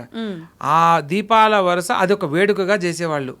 ఈ యొక్క అంటే దీపావళి సమీపంలోనే ఈ యొక్క దీక్షధారణ స్టార్ట్ అయ్యేది కాబట్టి, సో ఆ నియమాలను ఈ కార్తీక మాసంలో దీపాలు వెలిగించేదానికి ఒక ప్రత్యేకత ఉంది కాబట్టి అక్కడ పంబైలు వెలక్కు అనే పేరుతో దీపాల వరుసను ఆ నీటిలో పంబా నదిలో వదిలేవాళ్ళు అనమాట. ఓకే. ఇప్పుడు చాలా రకాల ఆచారాలు అయితే ఉన్నట్టుగా అనిపిస్తోంది మీరు ముందర వేసుకున్నప్పటి నుంచి అవునమ్మా. ఇప్పుడు ప్రస్తుతం చూస్తే. అవునమ్మా. అసలు అలా నిజంగా ఎన్ని ఆచారాలు ఉన్నాయి? ఒక్కసారి అయ్యప్ప దీక్ష తీసుకుంటే ఇక్కడ మొదలుపెట్టి వెళ్ళి మనం ఆ ఇడుముడి సమర్పించుకునే వరకు కూడా అండి? ప్రధానంగా అమ్మ మంచి ప్రశ్న వేశారు. అయ్యప్ప స్వామి వారి దీక్షలో మనం ఏది తెలుసుకోవాలనుకున్నా కూడా శరణ ఘోషలో ఉన్న ఆంతర్యం తెలుసుకోవాలి. ప్రతి ఒక్క భగవంతునికి అష్టోత్తరం ఎలా అయితే ఉందో అయ్యప్ప స్వామికి కూడా అష్టోత్తరం అలాగే ఉంది. దానితో పాటు శరణ ఘోష అని ఒక 108 నామాలను కూడా తెలియజేయడం జరిగింది. ఇందులో అయ్యప్ప స్వామి వారి ఆలయానికి వెళ్ళే మార్గానికి సంబంధించిన ఏ ఊర్లు అయితే మనం దాటుతూ ఉంటామో అవి అళదా నది నుంచి వరుస క్రమంలో ఉంటాయన్నమాట. స్వామివారిని దర్శించి మరలా ఆ మకర జ్యోతి దర్శనం వరకు ఒక ప్రామాణికంగా చెప్పబడిన విధానం ఉంటుందన్నమాట. మనకు అళదా నదియే అనే ఒక శరణఘోష దగ్గర నుంచి కనుక అయ్యప్ప స్వామివారి శరణఘోషను కనుక మనం ప్రయత్నం చేస్తే అళదా నదియే ఈ శరణమయ్యప్ప, అళదా మేడే ఈ శరణమయ్యప్ప, కలిడం కుండ్రమే ఈ శరణమయ్యప్ప, కరిమలై ఏట్రమే ఈ శరణమయ్యప్ప, కరిమలై ఇరక్కమే ఈ శరణమయ్యప్ప. ఈ కరిమల అనేది విపరీతమైన భయంకరమైన అడవి, భయంకరమైన ఎత్తు. అంటే మనం పైకి ఎక్కేటప్పుడు చెట్లు వేర్లతోటి భయంకరమైన రాళ్లతోటి దాటడం జరుగుతుందమ్మా. ప్రతి ఒక్కరూ ఈ యొక్క కరిమలు ఎక్కేటప్పుడు ఎందుకు వచ్చానా నేను అని బాధపడిన సన్నివేశాలు కొన్ని వందల మంది జీవితాల్లో ఒక ఆలోచనగా మిగిలిపోయింది. కానీ వేల్మణి గారని తమిళ సింగరు ఒక అతను పాడిన పాటలు కూడా కరిమల ఎక్కుట కఠినం కఠినం కాపాడుటకు రావయ్యో అని పాడడం కూడా జరిగింది. ఎందుకంటే అంత కఠినంగా ఉన్న విషయాన్ని మనం ఎప్పుడైతే అయ్యప్ప స్వామి వారి నామాన్ని శరణఘోష చెబుతూ ఎప్పుడైతే మనం ప్రయత్నం చేస్తామో అది అవలీలగా ఆ యొక్క కరిమల ఎక్కడం జరుగుతుంది. కరిమల ఏట్రం, కరిమల ఇరక్కం, కరిమల కొండ ఎక్కిన తర్వాత మళ్ళీ దాన్ని ఒక దాటడం చాలా కష్టం. ఆ కొండ దిగి మళ్ళా పెరియానవట్టం అంటే పెద్ద పెద్ద ఏనుగులు సమూహం ఉండే ప్రదేశం. తర్వాత చెరియానవట్టం, చిన్న ఏనుగుల గుంపు ఉండే సమూహం అనమాట. ఆ తర్వాత పెరియానవట్టం, చెరియానవట్టం, పంబానది, ఇవన్నీ దాటిన తర్వాత పంబానది వరకు వస్తాం. ఇది ఎరిమేలిలో యాత్ర ప్రారంభమైనప్పుడు మనం మొట్టమొదటిగా అళదా నదిలో ఎరిమేలిలో స్నానం ఆచరించి బయలుదేరుతాము. తరువాత స్నానము అళదా నదిలో చేస్తాం. ఈ అళదా నదిలో స్నానం చేసి మరలా సంధ్యా సమయం స్నానానికి పంబా నదికి వెళ్ళే విధంగా మనకు భగవంతుడు ఆ సమయాన్ని నిర్ధారణ చేసి వెళ్ళే మార్గ నిర్దేశకం చేయడం జరిగింది. పంబా నదిలో స్నానం ఆచరించి మరలా ఇరుముడికి వాటన్నిటికీ పూజలు అవన్నీ చేసుకుని మరలా పంబైల వెలకు, నీలిమల ఎట్రం, అప్పాచిమేడు, శబరిపీఠం, శరంగుత్తియాలే, బస్మొక్కలమే, ఇలా నీలిమల ఎట్రం, నీలిమల ఎక్కుతాం, తర్వాత అప్పాచిమేడు, తర్వాత శబరిపీఠం, శబరిని అనుగ్రహించిన ప్రదేశం, ఆ తర్వాత శరంగుత్తియాలే, శరముల గుత్తి. అయ్యప్ప స్వామి వారు పందల రాజుకు నాకు పలానా చోట ఒక ఆలయం కావాలని అడిగిన సందర్భంలో తను ఒక బాణాన్ని సంధించి ఈ బాణం ఎక్కడైతే సంధింపబడుతుందో అక్కడ తూర్పు భాగంలో నాకు ఆలయాన్ని నిర్మింపమని అడుగుతాడనమాట. అప్పుడు ఈ సంధించిన బాణం ఈ శరముల గుత్తి దగ్గర పడుతుంది. శరంగుత్తి అనే ప్రదేశంలో ఒక రావి చెట్టుకు ఈ యొక్క బాణం గుచ్చుకోవడం జరిగింది. ఇప్పటికి కూడా మొట్టమొదటిసారిగా వెళ్ళిన అయ్యప్ప స్వామి భక్తులందరూ కన్యస్వామి పేరుతో వెళ్ళే ప్రతి భక్తులు కూడా ఒక బాణాన్ని తీసుకుని వెళ్ళడము, ఈ యొక్క గుత్తి సమూహం, గుత్తి అంటే సమూహం, గుంపు అని వస్తుందన్నమాట. శరము అంటే బాణం, బాణాల గుత్తి, బాణాల సమూహం అని దాని ప్రదేశం అనమాట, ఆ పేరు. సో ఈ కన్యస్వాములకు వెళ్ళిన వాళ్ళు బాణాలు అక్కడ గుచ్చి అక్కడి నుంచి స్వామివారి దర్శనానికి వెళ్ళాలి. అక్కడ నుంచి నేరుగా భస్మక్కులం వెళ్ళాలి. భస్మక్కులం వెళ్ళి అక్కడ స్నానం ఆచరించి ఆ తర్వాత 18 రావాలి. 18 మెట్లు ఎక్కి భస్మక్కులమే ఈ శరణమయ్యప్ప, 18 ఈ శరణమయ్యప్ప, నెయ్యాభిషేక ప్రియనే ఈ శరణమయ్యప్ప, కర్పూర జ్యోతియే ఈ శరణమయ్యప్ప అంటే 18 మెట్లు ఎక్కడం. 18 మెట్లు ఎక్కిన తర్వాత నెయ్యాభిషేక ప్రియుడిని చూడడం. ఆ చూసిన సందర్భంలో ఆ తర్వాత కర్పూర హారతిస్తారు. కర్పూర జ్యోతిగా స్వామిని దర్శించడం, మకర జ్యోతి జ్యోతి స్వరూపుడుగా ఆయన్ని దర్శించిన తర్వాత మకర జ్యోతియే ఈ శరణమయ్యప్ప అని మకర జ్యోతి దర్శనం స్వామివారి గర్భాలయానికి ఆపోజిట్లో పన్నమ్మడ మేడు మీద మన ఈ యొక్క స్వామివారి జ్యోతి దర్శనాన్ని మనం దర్శించడం జరుగుతుంది. ఇది ఈ నియమాన్ని ఎవ్వరూ కూడా ఈ యొక్క శరణఘోష తెలుసుకున్న వాళ్ళు తప్పలేరనమాట. కరెక్ట్గా దాన్ని అనుసరిస్తూ వారు స్వామివారిని దర్శించి విశేషంగా మరలా తిరిగి రావడానికి అవకాశం ఉంటుంది. ఈ ప్రామాణికంగా శరణఘోష చెప్పడం జరిగిందనమాట. అయితే నమస్కార శ్లోకాలలో మనం ఇక్కడ తెలుసుకోవాల్సిన విషయం ఏంటంటే, భూతనాథ సదానంద సర్వభూత దయాపర రక్షరక్ష మహాబాహో శాస్తే తుభ్యం నమో నమః అని చదువుతాం. అసలు భూతనాథుడు ఎవరు, హ్మ్. అయ్యప్ప స్వామి ఎవరు, మణికంఠుడు ఎవరు, ధర్మశాస్త్ర ఎవరు అని అయ్యప్ప స్వామి వారి దీక్ష తీసుకున్న ప్రతి ఒక్కరికి ఏర్పడవలసిన సందేహం. అంటే ఇవన్నీ ఒక స్వామికే సంబంధించిన పేర్లుగా అందరము భావిస్తున్నాం కాదా అండి? కాదమ్మా, ఒక్కొక్క అవతారానికి సంబంధించిన పేర్లలో ఏర్పడిన నామం అన్నమాట. ఉదాహరణకు ప్రథమ గణాలకు అధిపతిగా గణపతిని, దేవగణాలకు అధిపతిగా సుబ్రహ్మణ్యేశ్వర స్వామిని, భూతగణాలకు అధిపతిగా భూతనాథుణ్ణి నియమించడం జరిగింది. అయ్యప్ప స్వామి వారి అవతార రహస్యంలో మొట్టమొదటిగా ఆయన పిలువబడిన పేరు భూతనాథుడు. భూతనాథుడు తర్వాత ధర్మశాస్త్రగా అవతరణ జరిగింది. ధర్మశాస్త్ర అవతరణలో ఆయనకు ఇద్దరు భార్యలు, పూర్ణాంబ, పుష్కలాంబ. ఈ ఇద్దరు భార్యలతోటి మనం మీరు ఉదాహరణకు గమనించినట్లయితే అయ్యప్ప స్వామి పేరుతో మనం దీక్షధారణ చేసి అయ్యప్ప స్వామి అష్టోత్తరం చదివిన తర్వాత చివరిలో చదివే ఒక నామం ఏంటంటే ఓం శ్రీ పూర్ణ పుష్కలాంబా సమేత హరిహరపుత్ర ధర్మశాస్త్రే నమః ఇది అయ్యప్ప స్వామి అష్టోత్తర శతనామావళి సంపూర్ణం అని చదువుతాం. ఇక్కడ అయ్యప్ప స్వామి బ్రహ్మచారి అయితే పూర్ణ పుష్కలాంబా సమేత ధర్మశాస్త్రే నమః అనేది ఎందుకు చదవాలి? సో ధర్మశాస్త్ర అవతరణలో మరొక అంశం అయ్యప్ప అన్నమాట. సో అంటే అయ్యప్ప అవతారంలో ఆయనకు వివాహం జరగలేదు, అయ్యప్పకు అవతారంలో వివాహం ఖచ్చితంగా మంచి అన్నాను. అవునమ్మా, మంచి మాట అన్నారు. అయ్యప్ప స్వామిగా ఉన్నప్పుడు ఆయన బ్రహ్మచర్య వ్రత దీక్షలో ఉన్నాడు. మహిషి సంహరణార్థము ఆయన అవతరణ అనేది జరిగింది. మహిషి ఒక వరం కోరుకుంటుంది, ఈ భూమండలం మీద అయోని సంభవుని చేత మాత్రమే, అంటే ఇద్దరు పురుషుల ద్వారా సంగమం కలిగిన ద్వారా నాకు మరణం పొందాలి అని చెప్పి వరం కోరుకుంటుంది బ్రహ్మను. అది విపరీతమైన తపస్సు చేస్తుందమ్మా మహిషి.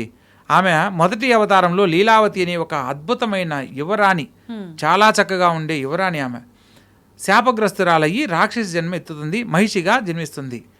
ఈ మహిషిగా ఉన్నప్పుడు దేవతలకు సంబంధించిన అంశాలలో విపరీతమైన విద్రోహాలు చర్యలు చేస్తూ ఒక భగవంతుని అంశతో జన్మించిన వారి చేత మరణం పొందాలి. ఆమె కోరుకున్న వరంలో అయితే మరణం అనేది ప్రతి ఒక్కరికి ఖచ్చితంగా జరిగి తీరుతుంది, దీంట్లో మరణం లేకుండా ఉండడం అనేది జరగదు అని చెప్పి బ్రహ్మదేవుడు చెప్పిన సందర్భంలో ఇద్దరు మగవాళ్ళ ద్వారా సంతానం కలిగితే ఆ సంతానం ద్వారా నాకు మరణం కలగాలి అని చెప్పి కోరుకుంటుంది. తదాస్తు అంటాడు బ్రహ్మ, ఆలోచించి తదాస్తు అని అంటాడు. తర్వాత మహిషి గర్వంతో విర్రవీగుతూ స్త్రీ సంయోగం లేకుండా సంతానం ఎలా కలుగుతుంది, సో నేను కోరిన కోరికలో నాకు మరణం లేదు, నేను నీ వై గెలిచాను స్వామి అని చెప్పి బ్రహ్మ ముందు విర్రవిగి గర్వంతో వెళ్ళిపోతుంది అనమాట. ఇక విద్రోహ చర్యలన్నీ ఎన్ని రకాలుగా దేవలోకంలో ఎన్నో రకాలుగా ఇబ్బందులు కలిగిస్తూ తన రాజ్యాన్ని వృద్ధి చేసుకుంటూ రాక్షసుల చేత యజ్ఞయాగాది క్రతువులన్నింటినీ ఆపివేయించడం లాంటివి చేస్తూ ఉంటుందన్నమాట. ఆ సందర్భంలో క్షీరసాగర మదనం చేసి, ఇది త్రేతాయుగంలో జరిగింది. క్షీరసాగర మదనం జరిగిన సందర్భంలో ఈ అమృతం కోసము దేవతలు రాక్షసులు కొట్టుకుంటున్నారు. ఆ సందర్భంలో శ్రీ మహావిష్ణువు మోహిని రూపాన్ని దాల్చి జగన్మోహిని అవతారంలో ఈ యొక్క అమృతాన్ని పంచడం జరుగుతుంది. ఆ అమృతాన్ని పంచే సందర్భంలో అందరికీ పంచే సందర్భంలో ఈశ్వరుడు జగన్మోహిని అవతారంలో ఉన్న విష్ణుమూర్తిని మోహించి ఈ యొక్క సంగమం చేత హరిహరపుత్రుడైన ధర్మశాస్త్ర జన్మించడం జరుగుతుంది. అందుకనే ధర్మశాస్త్రను హరిహరపుత్ర ధర్మశాస్త్రే నమః అని చెబుతాం. హరిహరాదుల సంగమం చేత కలిగిన సంతానమని. ఆయన మనకు పురాణ కథల గురించి కనుక తెలుసుకునే ప్రయత్నం చేస్తే మనం ఇప్పుడు అయ్యప్ప స్వామి వారి అవతార రహస్యంలో పందలరాజు రాజశేఖరుడుగా చెప్పుకునే అతని పూర్వజన్మలో పరాత్పరుడు అనే ఒక మహా గొప్ప రాజు. ఆ రాజుకి సంతానం లేక ఈ యొక్క శబరిమల ప్రాంతంలో అడవుల వెంట తిరిగే సందర్భంలో పరమేశ్వరుడు, అతను మహాశివభక్తుడు, పరమేశ్వరుడు ఒక మునిలాగా అతనికి దర్శనమిచ్చి ఈ కొండపైన శబరి అనే ఒక ఆమె ఉంటుంది, ఆమెను సందర్శిస్తే ధర్మశాస్త్ర వ్రతాన్ని మీరు ఆచరించండి, ఆ వ్రతాన్ని ఆచరించిన వారికి మీరు కోరుకున్న సత్ఫలితాలు సంతాన భాగ్యానికి సంబంధించిన శుభవార్త వింటారు అని చెప్పి చెప్పడం జరుగుతుంది. ఈయన నేరుగా వెళ్ళి ఆ శబరిని అడగడము, ఆ శబరి చెప్పిన విధానం ప్రకారము పంబానదిలో మనకు పంబానది త్రివేణి సంగమం, మైనూరు, కల్లూరు, కొట్టూరు ఈ 3 నదుల సంగమం చేత ఏర్పడిన పంబానది. ఆ పంపానదిలో స్నానం ఆచరించి వ్రతాన్ని ఆరంభించబోయే ముందే ఒక దివ్యవాణి ఆకాశవాణి రూపంలో అతనికి వినపడుతుంది. మీరు ఇంత భక్తిగా ఆచరిస్తున్నందుకు మరుజన్మలో నేనే మీకు పుత్రుడనై పుట్టి మిమ్మల్ని అనుగ్రహిస్తాను, మీకు ప్రసన్నం కలిగిస్తానని చెప్పి స్వామివారి దివ్యవాణి వినపడి అంతర్ధానం అవుతుంది. ఆ తర్వాత కాలక్రమేణా పరాత్పరుడు కాలం చేసి మరుజన్మలో పందలరాజుగా కేరళ రాష్ట్రంలో జన్మించడం జరుగుతుంది. పందలరాజు రాజశేఖరుడిగా, అతని భార్య పందలరాజునికి భార్యగా జన్మించి మరలా ఈ యొక్క కలియుగంలో కూడా సంతానం లేకుండానే కొంత జీవితంలో ఇబ్బంది పడుతూ ఉంటారు. అడవి కోసం వేటకు వెళ్ళే సందర్భంలో ఈ యొక్క పొన్నంబలమేడు ప్రాంతంలో మణిమాలతో కంఠమునందు మణిమాల ధరించి కనిపించిన ఈ చిన్న శిశువుని భగవంతుని ప్రసాదంగా భావించి ఆ బాబును చూడగానే తనకు దివ్య పురుషుడిగా భావించి ఆ దివ్యత్వం వలన ఇతనుకు గత జన్మ గుర్తొచ్చి గత జన్మలో నాకు భగవంతుడు ఇలా అవతరిస్తాడని చెప్పన్నాడు, సో ఆ అవతార రహస్యమే ఇప్పుడు నాకు దర్శనమిచ్చి ఇలా నాకు సంతానంగా ఆయన అనుగ్రహించాడని చెప్పని ఇక భగవత్ప్రసాదంగా ఉన్న విషయాన్ని మర్చిపోయి తన సొంత బిడ్డగా ఇంట్లో అల్లారుముద్దుగా పెంచుకుంటూ ఉంటాడు. ఎప్పుడైతే అయ్యప్ప స్వామి వారు ఇలా మణికంఠుడిగా వారి రాజ్యంలోకి ప్రవేశించాడో అప్పటి వరకు సంతానం లేని ఆ రాజుకు వారికి కూడా ఒక సంతానం కలుగుతుంది. అయ్యప్ప స్వామి అవతార రహస్యంలో ధర్మశాస్త్రకు పూర్ణాంబ పుష్కలాంబలకు ఒక సంతానం కూడా ఉంది. అతని పేరు సత్యకన్.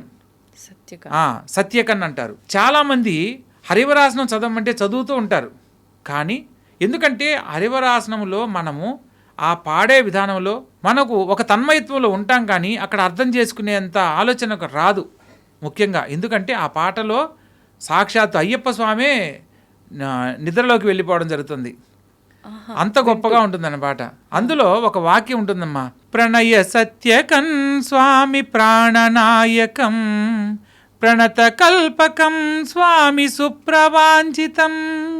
అంటే ప్రణయ సత్యకన్ స్వామి ప్రాణనాయకం అంటే స్వామివారి హరివరాసనములో మనకు ఆల్రెడీ చెప్పబడింది, కానీ దాని గురించి ఎవరికి తెలియదు. సత్యకన్ అని చదువుతున్నారు, కానీ అసలు ఏంటి సత్యకన్ అనే పదం ఎందుకు వాడారు, విశ్లేషణలో ఎవరూ వెళ్ళలేదు కాబట్టి ఆ విషయాన్ని తెలుసుకోలేకపోయారు.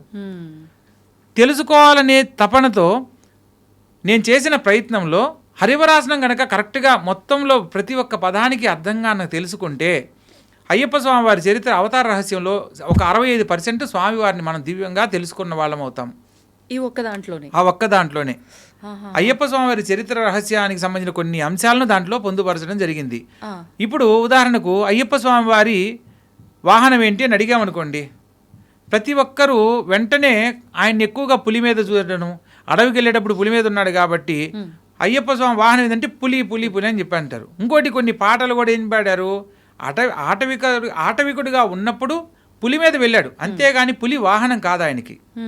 ఇంకోటి కొన్ని పాటలు పులి వాహనుడై ఊరేగుతున్న స్వామి అయ్యప్ప అన్నప్పుడు కొత్తగా మాలేసే వాళ్ళకి అయ్యప్ప స్వామి వాహనం అంటే పులే అని మైండ్లో ఫిక్స్ అయిపోతారనమాట. కాదమ్మా, ప్రామాణికంగా మనం 2 పద్ధతుల్లో తెలుసుకోవచ్చు. అయ్యప్ప స్వామి వారి వాహనం గుర్రం. మనకు సంస్కృత పదంలో తురగం అంటే గుర్రం, తురగ వాహనం అంటారు. అది కూడా ఈ యొక్క హరివరాసనంలోనే చెప్పబడింది. తురగ వాహనం స్వామి సుందరాననం వరగదాయుధం స్వామి వేదవర్ణితం. అంటే తురగ వాహనాన్ని ఆయన వాహనంగా కలిగి ఉన్నాడు అని. మనకు ఈ పంబానది తీర ప్రాంతాల్లో మొత్తము ఇసుక మేటతో ఉండేది.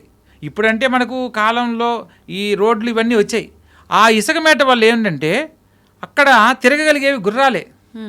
పందలరాజు ఆయనకు బహిష్కరిస్తాడు, ఆయనకి నాయనా ఇది నీది అని. ఇప్పుడు కొన్ని విషయాలకు చూసుకుంటే కనుక మనం ఈ దీక్షలో ముఖ్యంగా అండి కొన్ని భక్తితో చేస్తుంటే పర్లేదు, కానీ కొన్ని మూఢనమ్మకంగా కూడా మారిపోతున్నాయి. అది కొంతమంది వల్ల, అది తెలిసి తెలియకుండానే. అంటే ఒక నార్మల్ సాధారణ మనిషిగా ఉన్నప్పుడు ఎన్నెన్నో చేసేస్తుంటాం, కానీ ఒక మాలలో దీక్షలో ఉన్నప్పుడు ఖచ్చితంగా మనం భగవంతుడి స్వరూపంలో ఉన్నాము అన్న భావనతో అయినా మంచి పనులు చేస్తే బాగుంటుంది. కానీ విచ్చలవిడిగా ప్రవర్తిస్తూ ఉంటారు. నోటికి ఎంత మాట వస్తే అంత మాట మాట్లాడేయడము, అక్కడికి వెళ్ళిన తర్వాత కూడా అంటే తోసుకోవడం కానివ్వండి, ప్రతి ఒక్కటి మీరు ఎన్నెన్నో చూసుంటారు మీ అనుభవంలో. నేను ఏం చెప్తున్నా కూడా మీకు అర్థమై ఉంటుంది. ఒకసారి వాటి గురించి. తప్పకుండా అమ్మా. ఇక్కడ దీక్షా నియమాలలో మనం సాత్విక ఆహారాన్ని గనక భుజించినట్లయితే మన ఆలోచన విధానం కూడా మారుతుందమ్మా. ఇక్కడ ఏమవుతుంది, అయ్యప్ప స్వామికి మంచిగా భోజనం పెట్టాలనే భావంతో రుచికరమైన వంటల్లో ఉల్లిపాయ వెల్లుల్లి వాడకూడదు. కొందరు పూజల్లో వాడడం వల్ల కానీ లేదా రుచికరమైన భోజనాన్ని అందించడం వల్ల కారాన్ని ఎక్కువ కారంగా తిన్నప్పుడు ఏమవుతుంది, నెమ్మదిగా మాట్లాడేవాడు కూడా ఖచ్చితంగా మాట్లాడడం జరుగుతుంది. అవును. దీక్షాధారణ నియమాలలో వీలైనంత వరకు మౌనాన్ని పాటిస్తూ భగవంతుణ్ణి ధ్యానిస్తూ మనం ఆ యొక్క జీవనాన్ని గడుపుతూ ఉండాలి. మనం భగవంతుని మీద భక్తితో ఈ దీక్షను ఒక ప్రామాణికంగా ఒక ప్రమాణం చేసి మనం ఆచరిస్తున్నాం. ఫస్ట్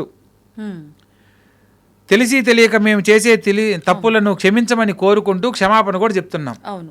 అంటే మనం ఏ భగవంతునికైనా సరే నమస్కారం చేసుకుంటాము, సో ఉద్వాసం చెప్పేసి స్వామివారిని మరలా యథాస్థితి పరికల్పయామని చెప్తాం. కానీ ఇక్కడ స్వామి తెలిసి తెలియక నేను చేసే సకల తప్పులను కాపాడి రక్షించి కాపాడు తండ్రి అని చెప్పి మనం నమస్కారం చేసుకుంటాం. నమస్కారం ఆడ క్షమాపణ చెప్పిందంటే తెలియక చేస్తే దాన్ని క్షమించమని కోరడం, తెలిసి చేయమని కాదు. ఇక్కడ ఏమవుతుందంటే అయ్యప్ప స్వామి వారి దీక్షలో మామూలుగా అంటే ఇప్పుడు ఒక సీజన్ మాల్ లాగా అయిపోయిందమ్మా. అయ్యప్ప స్వామి వారి మాల ఖచ్చితంగా మండల కాలం మాత్రమే ధరించగలిగితేనే దీక్షధారణ చెయ్యాలి, లేకపోతే దీక్ష చేసుకోకపోయినా ఏం కాదు. ఇప్పుడు ఈ మండలం అంటే కూడా చాలా మంది 41, 42 అంటున్నారు. మరి అది అసలు ఎన్ని రోజులండి? మండలం అని అంటే 48 రోజులమ్మా.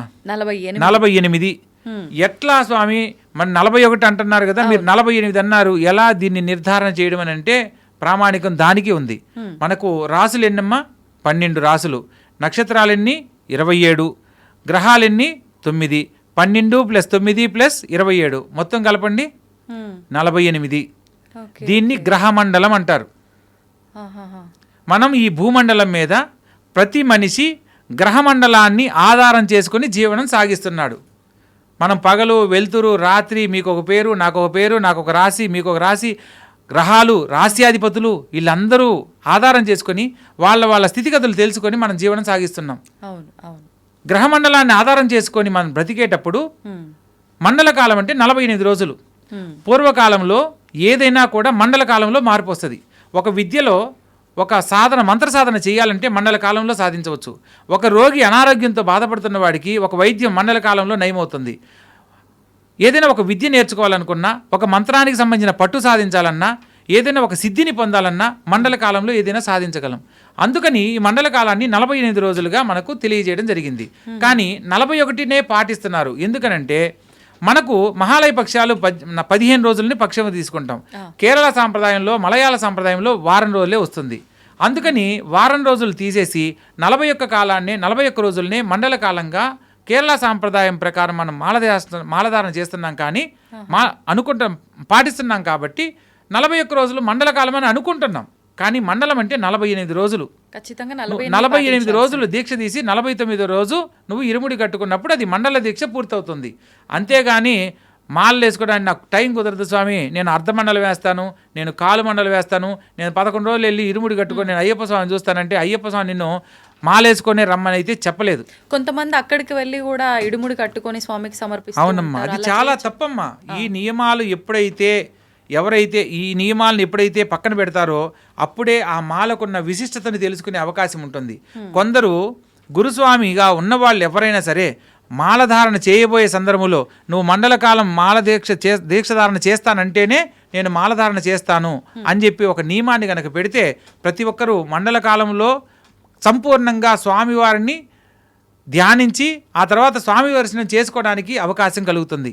ఇప్పుడు ఖచ్చితంగా అంటే చాలామంది 41 రోజుల దీక్ష అని అనుకుంటున్నారు. కాబట్టి 41 రోజులు కాకముందే ఇక్కడ దీక్ష కంప్లీట్ కాకముందే ఒక 5-6 రోజులు ముందుగానే ఇరుముడి కట్టేసుకొని బయలుదేరి మిగతా యాత్రలన్నీ చేసుకుంటూ వెళ్ళి అక్కడికి వెళ్ళే వరకు కంప్లీట్ అవుతుంది అని అనుకుంటున్నారు. అలా చేయడం కరెక్టే అంట? తప్పమ్మా. మండల కాలం అని అంటే దీక్షను సంపూర్ణంగా పూర్తి చేసినప్పుడే అది మండలం అవుతుంది. మీరు మీ దగ్గర తినడానికి అన్ని రకాల వస్తువులు ఉన్నాయి, వండితే పదార్థం అవుతుందా, నా దగ్గర ఉన్నాయి అనుకుంటే పదార్థం అవుతుందా? వండితేనే పదార్థం. అంటే మనం పూర్తి చేయాల్సిందే కంపల్సరీ. ఇది బియ్యమే కదా తింటే అరిగిపోద్ది, ఇది పప్పు కదా తింటే పప్పు అయిద్ది అని అనుకుంటే కాదు కదా. కందిపప్పు పప్పు కాదు కదా, ఉడికించాలి, దానికి చేయాల్సిన ప్రాసెస్ ఉంటుంది. సో మన జీవితంలో మండల కాలానికి సంబంధించిన విశిష్టత తెలుసుకున్నప్పుడు దాన్ని సంపూర్ణంగా పూర్తి చేసినప్పుడే దాని ఫలితం లభిస్తుంది. ఇప్పుడు భగవంతుడిని కోరుకునేటప్పుడు కూడా భగవంతుడు చెప్పొచ్చు, నువ్వు మండలకాలం ఇలా చేసావు కాబట్టి నీకు 1 కోటి రూపాయలు ఇద్దాం అనుకున్నాను, నీకు 10 లక్షలు ఇస్తానని అంటే ఒప్పుకుంటాడా? ఏం స్వామి నేను 10 రోజులైనా కరెక్ట్గా ఉన్నాను కదా స్వామి, నన్ను అనుగ్రహించు కదా స్వామి అని అంటాడు. సో మనకు కావాల్సిన ఫలితం పుణ్యం సంపూర్ణంగా కావాలి అని అనుకున్నప్పుడు భగవంతుణ్ణి ధ్యానించే విషయంలో మనం కొన్ని కారణాల చేత దాన్ని తగ్గించుకొని ఆరాధించమని చెప్పలేదు. నువ్వు కరెక్ట్గా దీక్షను ఆచరించడానికి అవకాశం ఉంటే కాదు, ఖచ్చితంగా ఉండేలా చేసుకుని చేయాలి. లేనప్పుడు నువ్వు నేరుగా పాదయాత్ర చేస్తూ స్వాములతో పాటే వెళ్ళి మాల లేకుండా స్వామివారిని 18 మెట్లు ఎక్కడానికి అర్హత ఉండదన్నమాట. మాలధారణ లేకుండా విడిగా కూడా మనం వెళ్ళి స్వామివారిని దర్శించవచ్చు. అలా ఇప్పుడు అయ్యప్ప స్వామినే దర్శించాలి అనే దానికి మాలధారణ అవసరం లేదు. మీకు ఒక సందేహం కలగాలి, అసలు మాలధారణకు ఇవన్నీ అవసరమా స్వామి, నాకు భగవంతుడి మీద సంపూర్ణమైన భక్తి ఉంది, ఇవన్నీ ఎందుకు స్వామి, మాలలు, ఈ యొక్క రంగు బట్టలు, నల్లు బట్టలు, ఇవన్నీ ఎందుకు అని సందేహం కలగాలి. ఎందుకు అని అంటే అమ్మా, మనకు ఎదురుగా ఎవరైనా వస్తున్నారు, వాళ్ళ ఇంట్లో ఏదైనా కుటుంబంలో ఆటంకం జరిగింది, పెద్దవాళ్ళు కాలం చేస్తున్నారు, మనం దీక్షలో ఉన్నామని తెలియడానికి ఈ అలంకరణ. భగవంతుణ్ణి ఆరాధించడానికి ఎటువంటి నీకు వేషధారణ అవసరం లేదు. మన వాగ్గేయకారులు, త్యాగరాజస్వామి వీళ్ళందరూ ఏ వేషధారణ వేసుకున్నారమ్మా, భగవంతుని మీద భక్తితో పాటలు పాడడం ఒకటే తెలుసు వాళ్ళకి. అన్నమయ్య గారిని తీసుకున్న వీళ్ళు భక్తికి ఏదైనా దాని ముందు ఇంకేది దిగదుడిపి అనమాట. సో ఇవన్నీ అలంకరణలు ఏంటంటే, మనం ఈ సమాజంలో తిరుగుతున్నప్పుడు మనం నిష్టగా ఉన్నాము, మనం ఒక ధ్యానంలో ఒక దీక్షలో ఉన్నామని ఎదుటి వాళ్ళకి తెలియడం కోసం. ఎదుటి వాళ్ళకి ఎందుకు తెలియాలి స్వామి అని అంటే, అవతల వాళ్ళ కుటుంబంలో ఏదన్నా మహిళ కానీ దోషం కానీ ఉన్నప్పుడు మనము ఉదయ సంధ్యాలలో మూడు పూట్ల స్నానం ఆచరిస్తూ భక్తిభావంతో మనం ఒక నియమాన్ని పాటిస్తూ ఉన్నప్పుడు మన వ్రతానికి దీక్షకు ఎటువంటి భంగం కలగకూడదు అని ఉండాలి అని అంటే మనం ఒక ప్రత్యేకతగా కనపడాలి. అందుకోసమే ఇది. అంతేగాని నువ్వు ప్రజెంటేషన్కు అయితే కాదు. ఎదుటి వాళ్లకు తెలియడం వల్ల అవతల వాళ్ళల్లో ఏదైనా పొరపాటు ఉందనుకోండి, ఓకే మనం ఇప్పుడు స్వామి దీక్షలో ఉన్నాడు కాబట్టి ఇప్పుడు మనం వాళ్ళతో మాట్లాడకూడదు అని చెప్పి వాళ్ళు పక్కకి వెళ్ళిపోవచ్చు, లేదా ఏదైనా విషయం మనతో డిస్కస్ చేయకపోవడం జరుగుతుంది. ఎందుకంటే అందుకనే మితంగా మాట్లాడాలి, మితంగా భోంచేయాలి అనేది మనకు దీక్షా నియమాల్లో ప్రధానంగా చెప్పారు. మనం జనరల్గా మాట్లాడుతున్నట్టు వెళ్ళి మామూలుగా మాట్లాడేటప్పుడు కొన్ని విషయాలు అవతల వాళ్ళ దగ్గర తెలుసుకునే అవకాశం ఉంటుంది. మనం భగవంతుని యొక్క భక్తితో నామస్మరణ చేస్తూ ఉన్న సందర్భంలో మనకు మిగతా విషయాలతో మనకు పని లేదు. అప్పుడు ఏమవుతుంది, నీ దీక్షలో ఎటువంటి ఆటంకాలు కలగవు. అవును. సో ఇక్కడ అయ్యప్ప స్వామి వారి దీక్షా నియమాలలో ప్రధానంగా పాటించవలసింది ఇవన్నీ వేషధారణలన్నీ కూడా కొన్ని ప్రామాణికంగా మన దీక్ష పూర్తయ్యేంత వరకు ఆటంకం కలగకుండా ఉండడానికి చెప్పడానికి ఒక సాంప్రదాయం మాత్రమే. ఇప్పుడు ఈ దీక్షలో ముఖ్యంగా నలుపు రంగు వస్త్రాలే ఎక్కువగా చూస్తూ ఉంటాం, కానీ మనం ఇందాక మాట్లాడుకున్నప్పుడు మీరు చెప్పింది అక్కడ తెలుపు రంగు వస్త్రాలు కూడా ధరిస్తారని, ఇక్కడ కూడా కొంతమంది వేరే రంగు వస్త్రాలు ధరించడం కూడా మనం చూస్తూ ఉంటాము. అంటే ఎవరి ఇష్టం వచ్చినట్టు వాళ్ళు ఏ రంగు అయినా అలా వేసుకోవచ్చు. అట్లా ధరించడానికి అయ్యప్ప స్వామి మాలే అని పెట్టాల్సిన అవసరం లేదు. ఇక్కడ ఫస్ట్ అసలు ఈ దీక్షా నియమాలలో ఎంతమంది దేవుళ్ళున్నా ప్రామాణికంగా మొట్టమొదటిగా ఒక దీక్ష అనేది ప్రారంభమైంది అయ్యప్ప స్వామి వారి దీక్షకు సంబంధించింది. నల్ల బట్టలు ధరించే సాంప్రదాయం అక్కడి నుంచి వచ్చింది. ఆ తర్వాత ఇప్పుడు వెంకటేశ్వర స్వామి మాల, అమ్మవారి మాల, శివుడి మాల, వెంకయ్య స్వామి మాల, రకరకాలు ఏ దేవుడికి ఆ మాలలో పెట్టారు. ప్రతి దేవుడికి ఇరుముడి సాంప్రదాయం పెట్టారు. అది చాలా తప్పు. లేదు, ఇరుముడి సాంప్రదాయం అనేది అయ్యప్ప స్వామి వారి కథలో చెప్పబడిన ఒక అంశం మాత్రమే. ఈ యొక్క ఇప్పుడు అలాగే ప్రతి దేవుడికి ఒక్కొక్క మాల వేస్తున్నారు, అక్కడికి కూడా ఇరుముడి కట్టుకొని వెళ్తున్నారు. సో ఇరుముడి సాంప్రదాయంలో ఉన్న ఆంతర్యం ఏంటి తెలియాలి కదా. ఫస్ట్ మనం ఇరుముడిలో టెంకాయలో నేతిని పోస్తాం, దాని అంతా ఆంతర్యం ఏంటి? మనం మండల దీక్ష పూర్తయిన తర్వాత ఈ యొక్క ఇరుముడిలో నేతిని నింపి స్వామివారికి, అయ్యప్ప స్వామి నెయ్యాభిషేక ప్రియుడు, నెయ్యాభిషేక ప్రియనే శరణమయ్యప్ప అంటాం. అంటే స్వామివారిను బాలమణికంఠుడిగా పట్టబంధ ఆసనంలో ఆయన ఎటువంటి ఆ యోగ స్థితిలో ఎక్కడా కూడా నిస్సహాయతగా ఉండడనమాట. అంటే ఎంతసేపు కూర్చున్నా కూడా అలసట లేకుండా ఉండే ఆసనము పట్టబంధ ఆసనం. మామూలుగా మనం ఇట్లా కాళ్ళు దొంతి కూర్చున్నప్పుడు ఆటోమేటిక్గా ఓపెన్ అయిపోతాయి, అంటే విడిపోతాయి, ఇట్లా ఫ్రీ అయిపోతాం. పద్మాసనం వేసుకొని ఎక్కువసేపు కూర్చోలేం. అటువంటప్పుడు పట్టబంధాసనం అంటే ఇలా దొంతి కూర్చున్నప్పుడు కాళ్ళకి ఒక పట్టబంధం ఉంటుందన్నమాట. అది ఆ మోకాళ్ళ దగ్గర అది కట్టినప్పుడు కాళ్ళు విడిపోవు, నువ్వు అలా ఎంతసేపు అయినా కూర్చోగలవు. సో పాతకాలంలో ఏదైనా పెద్దవాళ్ళు ఒక గ్రామ సభలో జరిగేటప్పుడు పెద్దవాళ్ళు ఇలా కూర్చొని రెండు చేతులు కట్టుకొని కూర్చుంటారు. వాళ్ళు ఎంతసేపు 3 గంటలు కాదు 5 గంటలు కాదు ఎంతసేపు అయినా కూర్చునేవాళ్ళు. సో అలా చేతులు పెట్టుకొని కూర్చోకుండా చిన్ముద్ర అంటారు. ఇలా భగవంతుడు వీడి భక్తుడు సత్వ రజ తమో గుణాలు ఎప్పుడైతే ఈ 3 గుణాలను వదిలేస్తాడో భక్తుడు భగవంతుడికి దగ్గర అవుతాడు. ఈ విషయాన్ని తెలియజేయడానికి చిన్ముద్ర పేరుతో అయ్యప్ప స్వామివారి ముద్ర తెలియజేస్తుంది. ఆ ఆసనంలో స్వామివారు కూర్చొని ధ్యాన ముద్రలో ఉంటారు.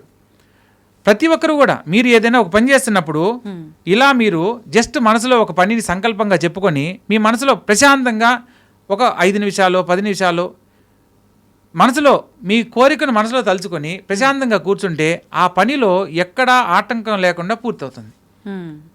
అదే చిన్ముద్ర. మీరు ఏదైనా మనసులో ఉన్న సంకల్పం ఏదైనా నెరవేరుతుంది. అంత విశిష్టత కలిగిందనమాట.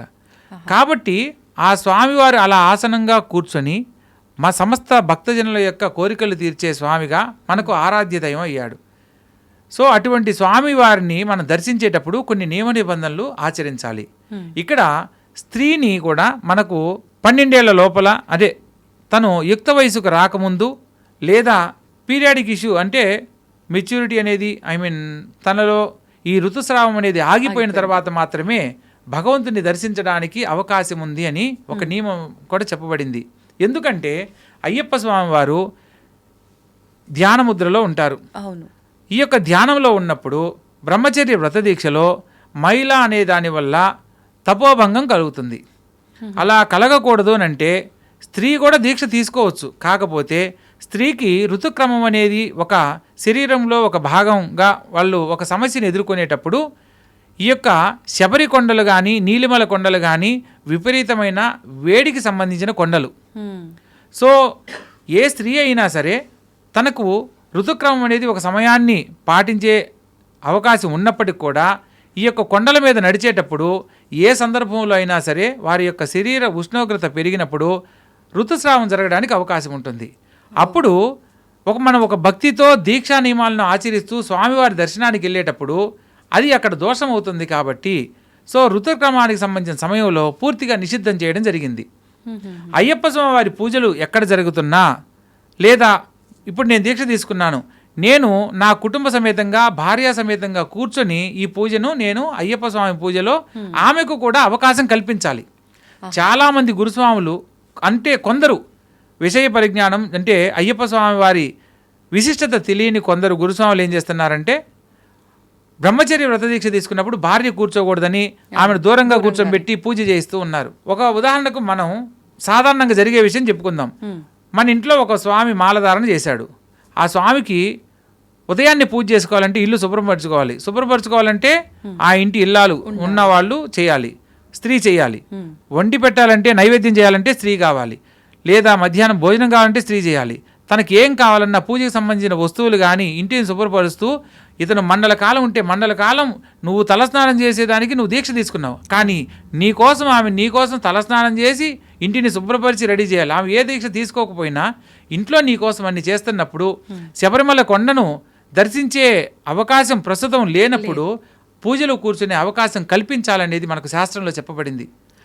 సతీ సమేతంగా కూర్చొని చేస్తేనే అతనికి యాత్రా ఫలితము దీక్షా ఫలితం ఖచ్చితంగా లభిస్తాయి. అంతేగాని ఆమెను సపరేట్గా పెట్టి నువ్వు ఇక్కడ పూజ చేసి ఘనంగా నువ్వు 1,00,000 రూపాయలు 10 లక్షలు ఖర్చు పెట్టి పూజ చేసి నేను అంత గొప్పగా చేశాను 1000 మందికి భోజనం పెట్టానంటే ఒక్కరికి పెట్టిన ఫలితం కూడా లభించదు. మనకు స్త్రీ ధర్మాలు కూడా వివరంగా చెప్పబడ్డాయమ్మా. మనువు స్త్రీ ధర్మాల గురించి తెలియజేశాడు. ఒక్కొక్క గురువు ఒక్కొక్క విధానంలో మనకు ఇన్ని తెలియజేసినప్పుడు స్త్రీకి సంబంధించినవి కొన్ని మనం ఆచరించినప్పుడు మాత్రమే ఆ యొక్క పరిపూర్ణత లభిస్తుంది. రాములు వారు యాగం చేయడానికి సీతాదేవి దంపసమేతంగా చేయవలసిన యాగానికి ఆమె లేదనంటే బంగారంతో ఆమెను తయారు చేసి ఆ యాగాన్ని పూర్తి చేయడం జరిగింది. అంటే కొన్ని గృహస్థ ధర్మాలు ఆచరించేటప్పుడు భార్యా సమేతనే చేయాలనే శాస్త్రమే చెప్పినప్పుడు నువ్వు అవి లేకుండా చేసుకున్న ఏ దీక్షకు ఫలితం ఉండదు. సో ఇలా మనం తెలుసుకున్న ప్రతి ఒక్క అంశాన్ని పూర్తిగా తెలుసుకొని ఆచరించాలి. ఎవరో కొందరు గురుస్వాములు ఉంటారమ్మా, 5వ సారికి నేను గురుస్వామిని అయ్యాను అని అనుకుంటే గురుస్వామి కాడు.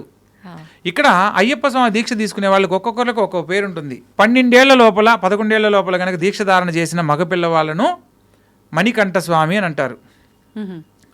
ఆడపిల్లలు కనుక వేస్తే కూచి స్వామి అని అంటారు 12 ఏళ్ల లోపున్న ఆడపిల్లలను. అదేవిధంగా మొదటిసారి దీక్ష తీసుకున్న వాళ్ళను యుక్త వయసులో ఉంటే కన్యాస్వామి అని అంటారు. కన్యాస్వామి అంటే మొట్టమొదటి స్వామి. అయ్యప్ప స్వామి వారి దీక్షలలో నువ్వు 30 సార్లు వెళ్ళిన వాడి కంటే కూడా మొదటిసారి దీక్ష తీసుకున్న వాడికి ఎక్కువ ప్రాధాన్యత ఉంటుంది. ఎందుకనండి? అయ్యప్ప స్వామి వారికి చరిత్రలో మనకు కన్యాస్వామికి చాలా విశిష్టత కలిగినట్లు చరిత్రలో చెప్పబడింది. సాక్షాత్తు ఎప్పుడైతే మహిషి సంహారం జరిగిందో ఆ సందర్భంలో ఆమె శాప విమోచనం చెంది పుణ్యస్త్రీగా పూర్వజన్మలో లీలావతిగా ఆమె పూర్వరూపాన్ని దాల్చుతుంది. అమిత సౌందర్యవతి. అయ్యప్ప స్వామిని చూసి ఆమె మోహిస్తుంది. మోహించే సందర్భంలో అయ్యప్ప స్వామి ఏమంటారు,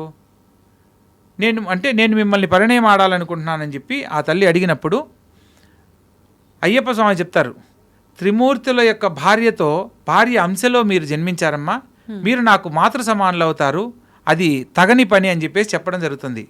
అయినా కూడా ఆమె కోరిక కొరకు, అంటే ఎన్నో భక్తులు ఏది కోరినా అనుగ్రహిస్తాడు అనేది ఈయనకున్న పేరులో ఆమె కోరిన కోరికకు అయితే ఒక షరతు మీద చెప్తాడు. ఎప్పుడైతే కన్యస్వాములు రాకుండా ఉంటారో అప్పుడు మాత్రమే నేను నిన్ను పరిణయం ఆడతానని చెప్పి చెప్పడం జరుగుతుంది. అంటే కన్యస్వాములు ఎప్పుడైతే రాకుండా ఉంటారో అప్పుడు పెళ్లి చేసుకుంటానన్నాడు కదా అని చెప్పి యాక్సెప్ట్ చేయడం, అంటే ఒప్పుకోవడం జరుగుతుంది. కన్యస్వాములుగా అయితే దీనికి ప్రామాణికం మనం ఎలా తెలుసుకోవచ్చు అంటే, అలుదా నది అలుదామేడు కలిడంకుండ్రు మహిషి అక్కడ మోక్ష ప్రాప్తిని పొందింది ఎప్పుడైతే ఈ విషయాన్ని తెలుసుకుందో. ఈ కలిడంకుండ్రు అనే ప్రదేశంలో, కల్లిడం అంటే కళ్ళు అంటే రాయి, అక్కడ రాయిని తీసుకుని వచ్చి ఎక్కడైతే మహిషి సంహరించబడిందో ఆ ప్రదేశంలో ఆ రాయిని పెట్టాలి. ప్రామాణికంగా వచ్చిన సాంప్రదాయం ఇది. ప్రస్తుత కాలంలో అందరూ పెద్ద పాదం వెళ్ళడానికి కుదరదు. ఇది పెద్ద పాదంలో వెళ్ళే వాళ్ళకే తెలుస్తుంది. చిన్న పాదం అంటే పంబా నది నుంచి వెళ్ళే దారిని చిన్న పాదం అంటారు. సో ఈ చిన్న పాదంలో వెళ్ళే వాళ్ళు ఎరిమేళ్ళలో నాట్యమాడి పేటతుల్లాడి, సో మనం ఇక్కడ ఇది కూడా మరొక అంశంలో చెప్పుకుందామమ్మా, పేటతుల్లి అని అంటారు. మహిషి సంహారం జరిగిన వేడుకను ఆటవికులందరూ, అంటే మహిషి చచ్చిపోయింది ఇంకా మనం సంతోషంగా ఉండొచ్చని ఆటవిక వేషధారణలో వాళ్ళు ఒక పండగ చేసుకుంటారు. అయ్యప్ప స్వాములుగా వెళ్ళిన వాళ్ళందరూ కూడా ఈ ఎరిమేలి ప్రాంతంలో ఆటవికులుగా వాళ్ళు వేషధారణ చేసుకుని నాట్యం ఆడుతూ ఈ యొక్క పాదయాత్ర ప్రారంభిస్తారు స్నానమాచరించి. సో ఈ సాంప్రదాయంలో ఆమె చనిపోయిన ప్రదేశంలో ఈ యొక్క రాయిని తీసుకుపోయి అక్కడ పెడితే ఆమె మరలా ఆ రాక్షస జన్మ మరలా జన్మించదు అని చెప్పడానికి రాళ్లను అక్కడ వదిలిపెట్టాలని చెప్పి అన్నారు. కానీ చిన్న పాదంలో వెళ్ళేటప్పుడు కన్యస్వామిగా వెళ్ళిన వాళ్ళు అయ్యప్ప స్వామి బాణాన్ని సంధించి, మణికంఠుడిగా బాణాన్ని సంధించి శరంగుత్తి ఉన్న చోట శబరిమలను దర్శించమని అక్కడ ఆలయ కట్టమని చెప్పాడు. కాబట్టి ఒక్కొక్క కన్యస్వామిగా ఉన్న వాళ్ళు ఒక బాణాన్ని కడతారు ఆ ఆటవికుడిగా ఉన్నప్పుడు. ఆ బాణాన్ని తీసుకొచ్చి శరంగుత్తిలో మనం ఏర్పాటు చేస్తే వాళ్ళు మొట్టమొదటిసారి వచ్చి స్వామివారిని దర్శించుకున్నట్టు. సో అంటే కన్యస్వాములు వచ్చారు రాలేదని తెలియడానికి ఒక సాంప్రదాయం. అలా చేస్తేనే అలా కన్యస్వాములు మాత్రమే ఆడ బాణాలు గుస్తారు, ఇంకెవరు రెండోసారి మూడోసారి వాళ్ళు చేయడానికి లేదు. ఇప్పుడు వెళ్ళిన ప్రతి కన్యస్వామి అలా చేస్తున్నారు, ప్రతి స్వామి అలా చేస్తారు, చెయ్యాలి, అది అందుకే అంటే ఒక దగ్గర 10 మంది చేరి అయ్యప్ప స్వామి దీక్ష తీసుకున్నారంటే ఖచ్చితంగా ఒక కన్యస్వామి ఉండాలని ఆలోచిస్తూ ఉంటారు ఎక్కువగా. ఇది దాని వెనుకున్న ఆంతర్యం ఇదే. అయితే ఇక్కడ కన్యస్వాములు మనం ఫస్ట్ లో చెప్పుకున్నప్పుడు కన్యస్వామి ఎక్కువ కష్టాలు పడతాడనే విషయం కూడా చర్చుకున్నాం. ఎందుకనంటే ఇలా కన్యస్వామి రావడం వల్ల మనకు మకర విలకు, అంటే ఈ మకర జ్యోతి దర్శనంలో స్వామివారి జ్యోతి దర్శనం అయిపోయిన తర్వాత 3 రోజులు అమ్మవారిని వేడుకగా అలంకరించి మంజుమాతగా అమ్మవారిని పిలుస్తారు. మాలిగై బురత్తమ్మ అంటారు. ఆ అమ్మవారిని ఆ ఏనుగు అంబారి మీద కూర్చోబెట్టి పెళ్లి కూతురులాగా అలంకరించి ఈ యొక్క శరంగుత్తి దగ్గరికి తీసుకొస్తారు. తీసుకొచ్చినప్పుడు ఎప్పుడైతే కన్యస్వాములు రారో అప్పుడు నేను నిన్ను పెళ్ళాడతాను అన్నాడు కదా. సో స్వామి అమ్మవారిని ఇక్కడికి తీసుకొచ్చినప్పుడు ఈ బాణాలు గుర్తిని చూసి ఆమె కోపోద్రిక్తురాలవుతుంది. ఆ అమ్మవారి రూపంలో ఉన్న ఏదైతే విగ్రహం ఉందో ఆ విగ్రహంలో ఉన్న ఆత్మ ఏనుగులోకి ఆవహించి ఏనుగు కళ్ళు ఎర్రగా మారడము, ఆ సందర్భంలో ఆ బాణాల గుంపునంతా చెల్లాచెదరు చేయడం జరుగుతుంది. అలా చెల్లాచెదరు చేయడం వల్ల దానిలో ఉన్న ఆంతర్యం ఏంటంటే, ఈ కన్యస్వాములు రావడం వల్లే కదా నా పెళ్లి మరలా సంవత్సరానికి వాయిదా పడింది. సో అందుకని ఈ కన్యస్వాముల యొక్క వ్రతభంగాన్ని కలిగించాలని ఆమె భీష్మించుకున్నది. ఎవరైతే కన్యస్వామిగా ఉంటారో వాళ్ళ ఆలోచనలను తప్పుదోవ పట్టేలా చేస్తుంది. అంటే ఇప్పుడు నేల మీద పడుకోవాలి, సో వాడికి అవకాశం లేక మంచం మీద పడుకునేటట్టు చేయడం, లేదా వాళ్ళ మనసులో స్త్రీ అనే ఆలోచన రాకూడదు, స్త్రీ గురించి చెడుగా ఆలోచన రాకూడదు, కానీ యుక్త వయసులో ఉన్నప్పుడు వాళ్ళ మీద ఆలోచన కలిగేలా చేయడం. ఆలోచన కలిగేటప్పుడు ఏమవుతుంది, మధ్యలో వ్రతాన్ని ఆపేయచ్చు, వాడు ఏదైనా నిర్ణయం తీసుకోవచ్చు. సో ఇటువంటి ఆలోచన గురుస్వామి ఆధ్వర్యంలోనే నిద్రించాలి అని చెప్పేసి చెప్పిన నియమం కూడా అదే. గురుస్వామి పక్కన ఉన్నాడు అనుకోండి, ఇవన్నీ ఆలోచనలు కలగవు, పక్కన గురువు ఉన్నాడని, ఒంటరిగా ఉండకూడదని చెప్పేది అందుకే అనమాట కన్యస్వాములను. సో కన్యస్వాములు ఆచరించాల్సిన విధానాలను కొన్ని తెలియజేయడం జరిగింది. ఇప్పుడు ఆలోచనలు మాత్రమేనా, ప్రమాదాలు కూడా జరుగుతూ ఉంటాయా ఇటువంటి ప్రమాదాలు అంటే అవి వాళ్ళు చేసిన కొన్ని పరిస్థితుల కారణంగా జరుగుతాయి, కానీ భగవంతుణ్ణి ఆరాధిస్తే మరణమే సంభవిస్తుందంటే ఎవరు మాలల జోలికి కూడా వెళ్ళరమ్మా. నేను పలానా చోటికి మొక్కున్నాను, పోయాను, అట్లా వెళ్ళిన దగ్గర నుంచి నాకు బాగలేదని అంటారు. అది మీరు చేసిన పొరపాటు వల్ల జరిగింది, కానీ అయ్యప్ప స్వామి వాళ్ళ దీక్ష వల్ల కాదు. ఇప్పుడు దీక్షా నియమాలలో మనం తప్పు చేస్తున్నప్పుడు మనకు ప్రతి విషయం మన మనసు చెప్తూనే ఉంటుంది, అరే నువ్వు ఇలా చేయడం తప్పు రా అని. అప్పుడే నిర్ణయం తీసుకున్నప్పుడు ఆ సమస్య నుంచి బయటపడే మార్గం కూడా ఉంటుంది. అరే నేను ఇలా చేయకూడదని చెప్పి భగవంతుని ఆలయానికి వెళ్ళడము, లేదా గురువు దగ్గరికి వెళ్ళి కొన్ని విషయాలు తెలుసుకునే ప్రయత్నం చేయడము, లేదా స్వామివారి శరణఘోష కంటిన్యూ చదువుకుంటడము కనుక చేస్తే ఏదైతే చెడు ఆలోచన ఉందో దాన్ని పోగొట్టుకునే అవకాశం కూడా ఉంటుందన్నమాట. సో ఇట్లా మనం ఒక్కొక్క అంశంలో స్వామివారి అవతార రహస్యాన్ని తెలుసుకుంటే మనం ఇంకా తెలుసుకోవాల్సింది ఇంత ఉందా అనేది అనిపిస్తుందమ్మా. ఎవరు కూడా నేను గురుస్వామి అని చెప్పుకోడు. ఎందుకంటే అయ్యప్ప స్వామి వారి మాలధారణలో కరెక్ట్గా నియమాలను మనం పాటిస్తే మనకు కావలసిన అన్ని రకాల సకల భోగభాగ్యాలను అష్టైశ్వర్యాలను ఆయన ఇస్తాడు. అయ్యప్ప స్వామి వారి దీక్షలో నువ్వు తెలిసి తెలియక చేసినా కూడా ఆయన అనుగ్రహిస్తాడు. కానీ ఇంకా ఖచ్చితంగా కొన్ని నియమాల ప్రకారం కనుక ఆచరిస్తే మన జీవితంలో మన వంశానికి సంబంధించి ఆ తరతరాలు కూడా చరిత్రకు సంబంధించిన అంశాలలో ఎక్కడా పొరపాట్లు జరగవు. ఆ స్వామివారి విశిష్టత భావితరాలకు కూడా అందించిన వాళ్ళం అవుతాం. ఈరోజు మనం ఒక్కొక్క గురువు చేసే తప్పు వల్ల ఏమవుతుందంటే అదే నియమంగా మారి తర్వాత అది ఆచరణకు సంబంధించిన పూర్తి విషయాలన్నింటినీ మర్చిపోవడానికి, తెలియకపోవడానికి కారణమవుతుంది. అవునండి, అవును, వాస్తవం. నిజంగానే మీరు చెప్పింది వాస్తవం. అంటే ఒక ఆచారాన్ని ఒకరు ఒక రకంగా మార్చేసేసరికి ఇంకా ఇదే ఆచారమేమో అనే ధోరణిలో అంతా కూడా వ్యవహారం జరిగిపోతూ ఉంటుంది, ముందుకెళ్తూ ఉంటుంది. అదేవిధంగా చాలా సంతోషంగా ఉందండి. చాలా చాలా సందేహాలన్నీ కూడా నివృత్తి చేయడం జరిగింది మీరు. అంటే మీరు ముందరే అన్నట్టుగా మీ 31 సంవత్సరాల దీక్ష అనుభవంలో నిజంగా మీరు చాలా తెలుసుకున్నారు. అవన్నీ కూడా కొంతవరకే మాకు తెలియజేశారని అనిపిస్తోంది. మరొక మంచి ఎపిసోడ్లో మరిన్ని విషయాలు మీతో మాట్లాడాలని కోరుకుంటున్నానండి. ధన్యవాదాలు. శుభస్య శీఘ్రం, శుభం భూయాత్. అయ్యప్ప స్వామి అనుగ్రహం ప్రతి ఒక్కరికి కలగాలని కోరుకుంటున్నాను. ఇక్కడ అయ్యప్ప స్వామి వారి దీక్షలో చివరిగా తెలియజేయాల్సిన విషయం ఏంటంటే, చాలామంది కన్యస్వాములను కొద్దిగా ఇబ్బంది పెట్టడం, భోజన సమయంలో మీరు ఇంతే తినాలి, పెట్టినంత తినాలని ఇబ్బంది పెడుతూ ఉంటారు. కొందరు గురుస్వాములు అంటే మీరు చెప్పేది నేనేది నాకు తెలుసు నియమాలు అని కన్యస్వాములు గురువుల్ని మాట్లాడడం అనేది చేయకూడదు. దీనికి ఒక చిన్న పాట రూపంలో కూడా చెప్పడం జరిగింది. గురుస్వామి మాటలను మీరు మీరరాదయ్యా, గురుస్వామి మాటలను మీరు మీరరాదయ్యా, కన్యసాములను మీరు గేలి చేయరాదయ్యా, పేదవారు కాని ధనవంతులైన గాని నియమనిష్టలన్నీ మెలగాలి భక్తి భూని అని చెప్పడం జరిగింది. అంటే మనం దీంట్లో చిన్న పెద్ద తారతమ్య భేదాలు ఏదీ లేకుండా అయ్యప్ప దీక్షలో అందరూ సమానమనే భావంతో ప్రతి ఒక్కరిని ఎదుటివారిని అయ్యప్ప స్వామిగా భావించి స్వామి అని సంబోధించాలి. ఎదుటివారితో మాట్లాడే సందర్భంలో వినయంతో విధేయతతో మాట్లాడాలని నేను వినయంగా తెలియజేస్తున్నాను. అయ్యప్ప స్వామి వారి ప్రతి ఒక్క దీక్ష చేసిన ప్రతి ఒక్కరికి శుభం కలగాలని మనస్ఫూర్తిగా కోరుకుంటూ సర్వే జనా సుఖినో భవంతు. శుభం భూయాత్. And for more videos, please subscribe to iDream. Please subscribe to iDream. Please subscribe iDream. And please subscribe to iDream. For more videos, subscribe to iDream. please like, share and subscribe to the channel. Congratulations, iDream. Subscribe to iDream. Subscribe to iDream. So subscribe to iDream Media. iDream ki iDream team andarki huge congratulations. Please subscribe iDream Media. Please subscribe to iDream. Subscribe iDream. Please subscribe to iDream. iDream అంటే నా కళల channel subscribe చేసుకున్నారు, నోరు తిరుగుతలేదు, మీరైతే గంట గుర్తు కొట్టండి. For more such videos, please subscribe to iDream. Subscribe to iDream. Please subscribe to iDream. Please subscribe iDream Media. Please do subscribe to iDream. Please subscribe to iDream Media. For best entertainment and information, please subscribe iDream. And don't forget to subscribe to iDream.